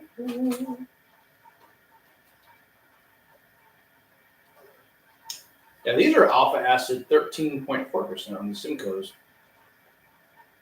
Aromas, grapefruit, citrus, stone fruit, tropical fruit, grass, wood.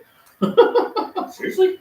Typical beer styles: American Pale Ale, wheat, saison, amber, and IPA. Oh, Magic Hat Brewing Company. So this guy, these come from Moxie, Washington, apparently.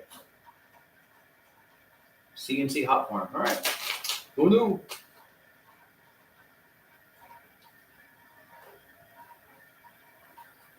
A sort of dry, crisp, refreshing, not quite pale ale whose mysterious and unusual palate will swirl across your tongue with subtle notes of fruit and a floral hop bitterness. Beyond that, we dare not tell you more, for with each sip, mysteries are revealed and still more questions raised.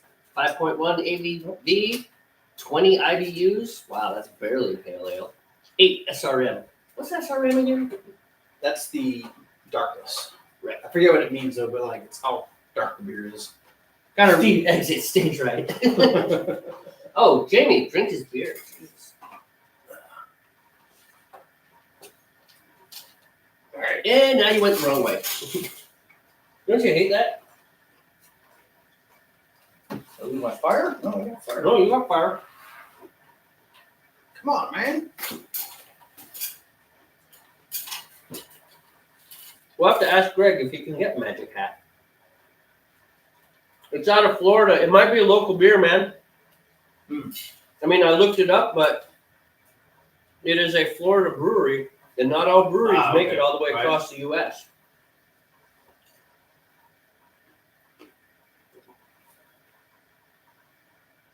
Next time we're in Florida, which we should go to Florida. Do you know why? We can hunt pythons. Kill all you want, they'll make more. Not lying. They are considered invasive species. Kill them all. Mm-hmm. What we do with pythons? Eat them and make snake skin everything. Everything. Snake skin beer glasses, dude. Well, koozies. Come on, man.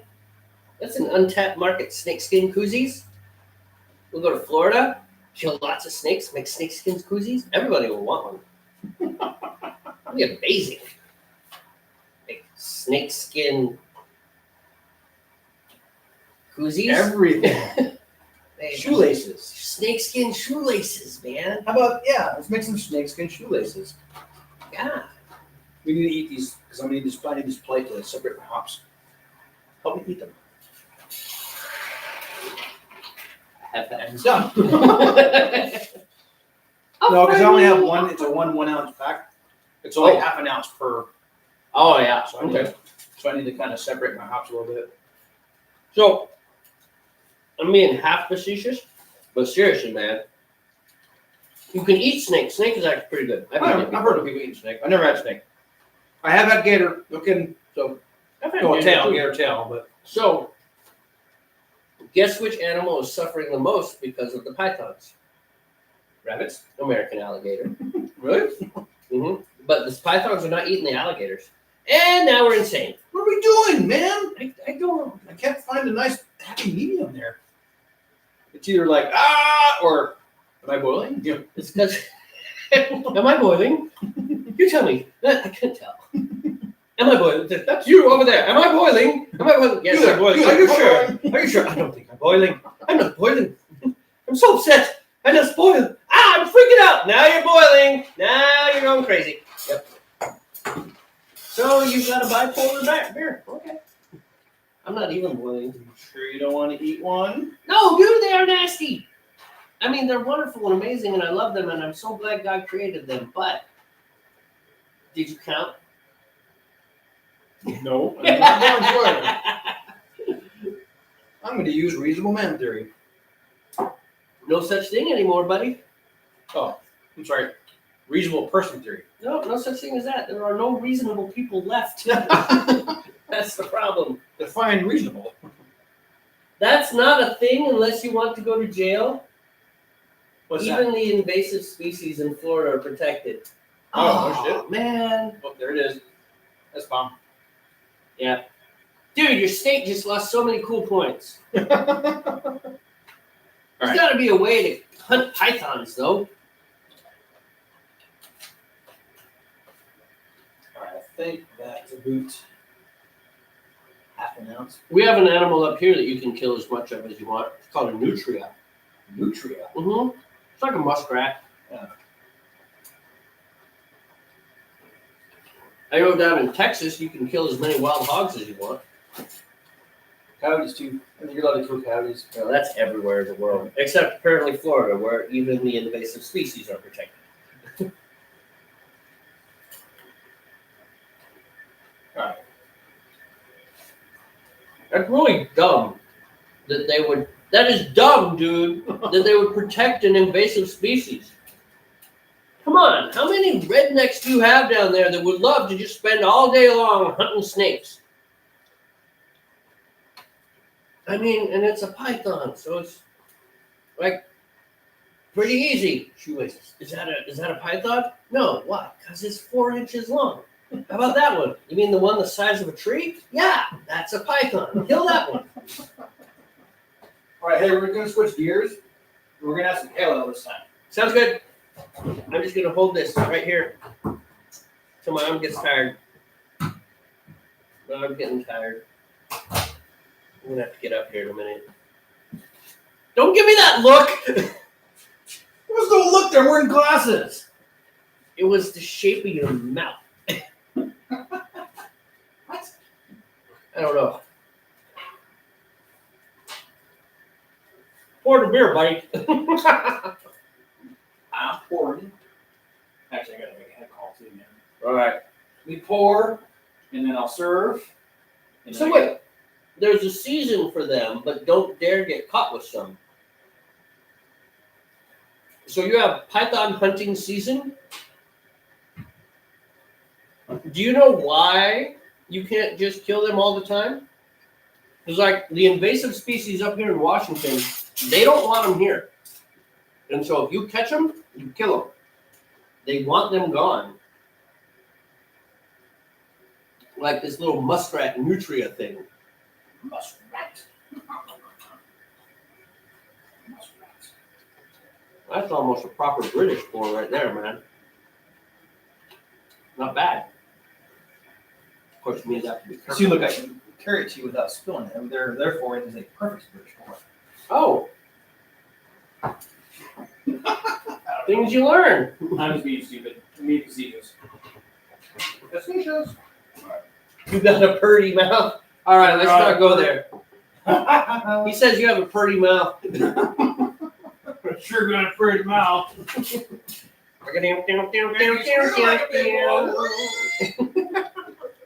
Wait, where are you? And I'm alone again.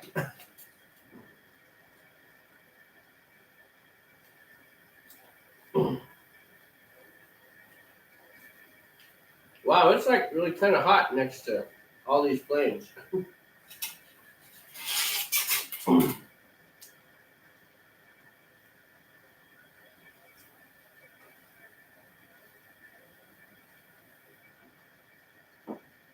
So aside from the yeast, what else affects the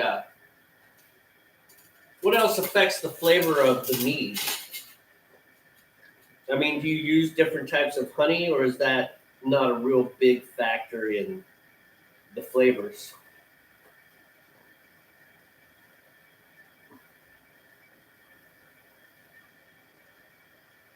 All the other things the state has. Yeah, it's all about control, isn't it?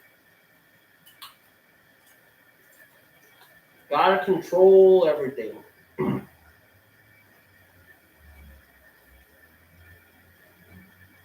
I do know up here in Washington that you can pretty much kill nutria all the time. I don't know if any other invasive species we have that you really would hunt like that. I mean, we have zebra mussels, which zebra mussels are some sort of Asian mussel that have made it over here and they're causing problems. Yeah. Yeah, they're a little tiny mussel too. They're only like this big. What are they doing? Like screwing up the ecosystem for our Yeah, mussels they're- kind of thing? Yeah, they're out competing the other mussels. And I have tech messages. Oh.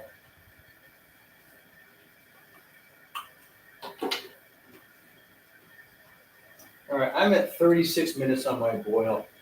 I haven't even started my boil yet. Probably more and more I'm going to be going off camera because I have to go rinse my carboy. It's been sanitizing this whole time and start getting things kind of prepped. I mean, I still have another good 15 minutes before I need to do that, but yeah, I might be bouncing in and out as we broadcast here. So we're at that point where it's going to start getting real. Because, as we all know, it was completely fake 3 minutes ago. I never understood the getting real. It's getting real. As opposed to what? Just an expression. It's not literal, man. It's not literal. So you were just saying? Is that what you're saying? What you just saying? I don't ever just say. You know this. So the type of honey is the main factor in the flavor. So like where the bees are getting their honey from. So like blackberry honey, apple blossom honey, etc.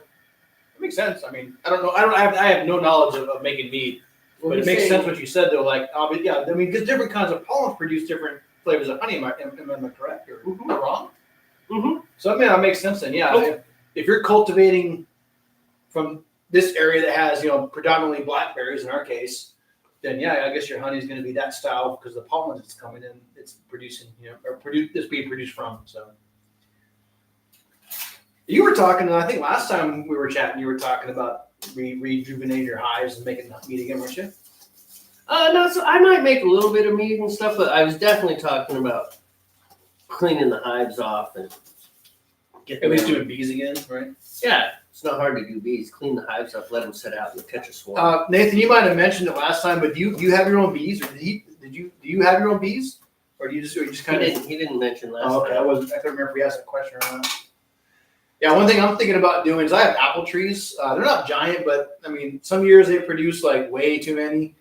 Last year they didn't produce hardly anything, so thankfully. But if I have enough apples this year, I'm going to try to make a cider. I've never made a hard cider before, so see how that goes. So wildflower dark honeys basically take over any flavor you try and add to a mead. That's what he was mentioning in the comment right there. Okay. And that makes sense. Dark, stronger flavors. It's kind of like, it's the same with meats. Your white meats are really impacted by flavors you add to them, whereas your red meats not nearly so much. Beef is going to taste like beef. Right. Takes a lot more to change the flavor, I imagine. Right. Whereas, like, pick any of those white fishes, like tilapia or catfish or anything like that, or salmon versus catfish. Yeah, getting a little toasty in the sun there. A little warm there. The sun starts coming in through this window behind me. It's just like cooking me. Maybe it's time to move to my house. Yeah.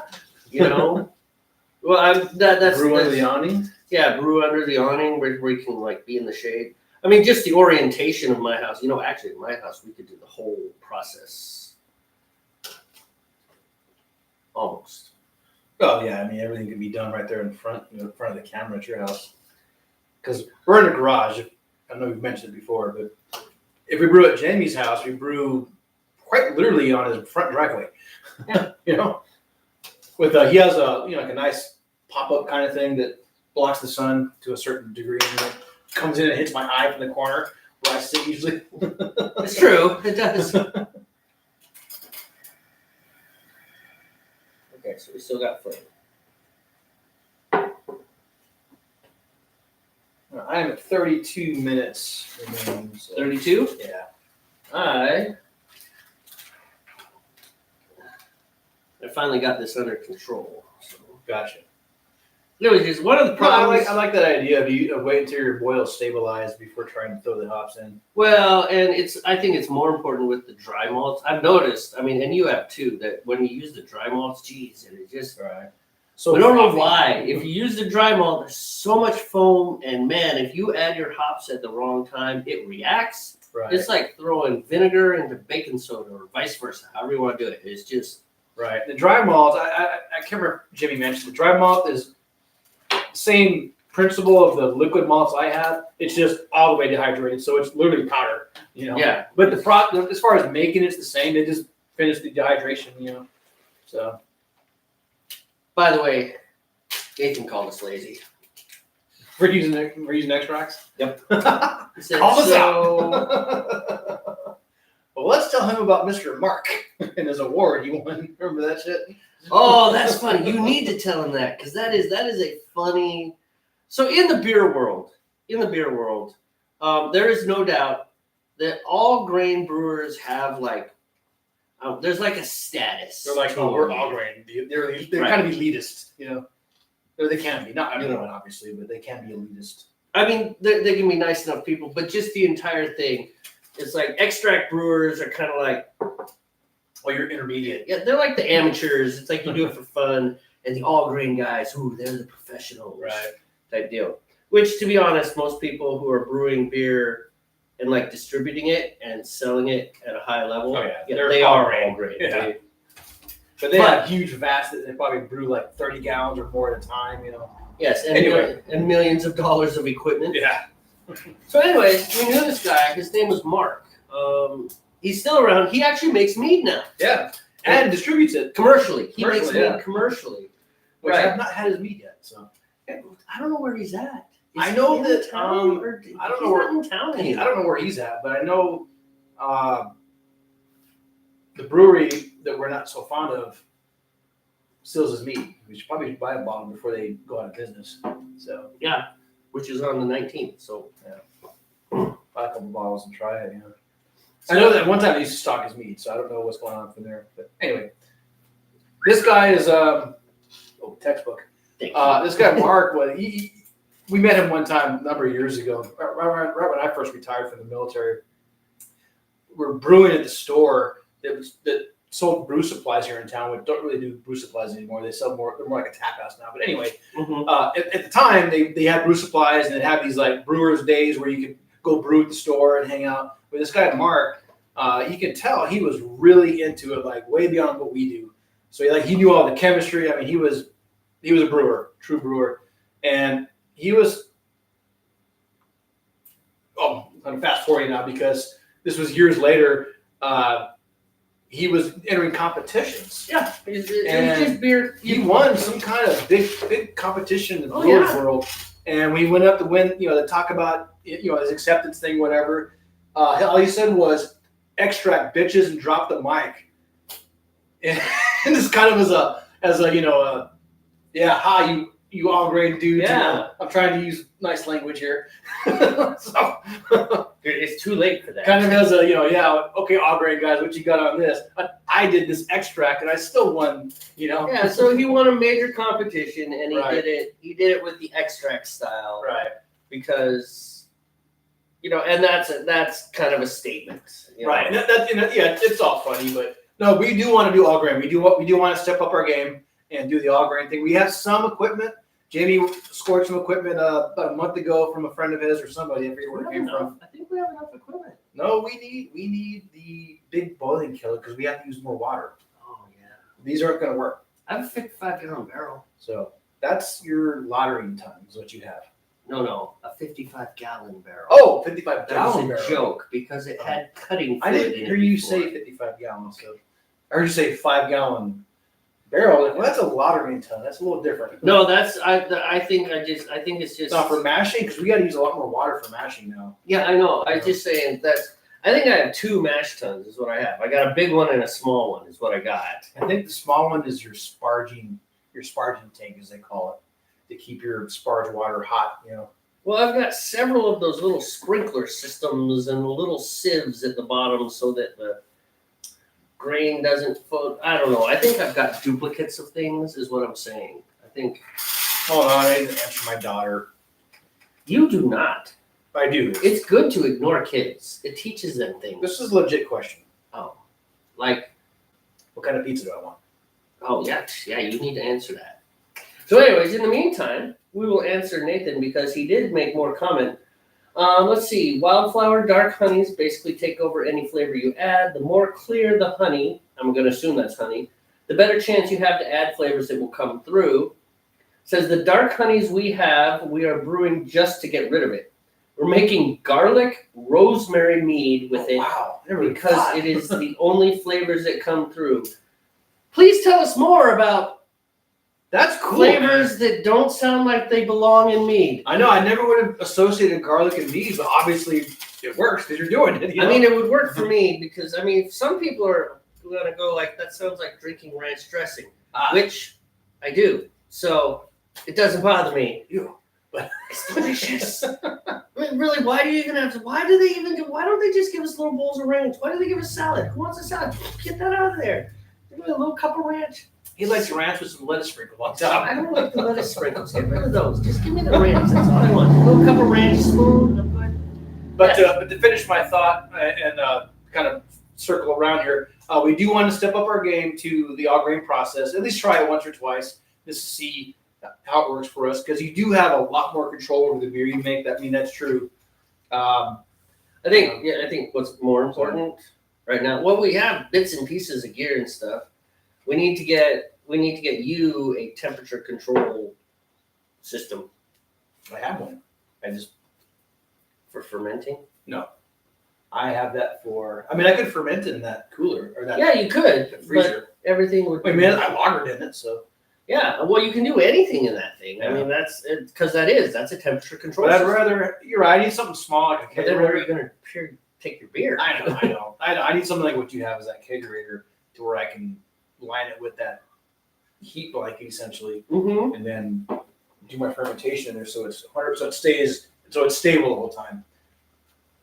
Oh, cooking purposes. Oh, that makes sense. What do you say? He said it's more for cooking purposes. Oh, The garlic, okay. rosemary, meat. Because meat is a wine. It is a form of wine, isn't it? Makes Okay, sense. that makes sense. No, okay, yeah. I forgot about that aspect of We the need cook with it. Need a little more excitement here. No, it's cool. Yeah. Huh.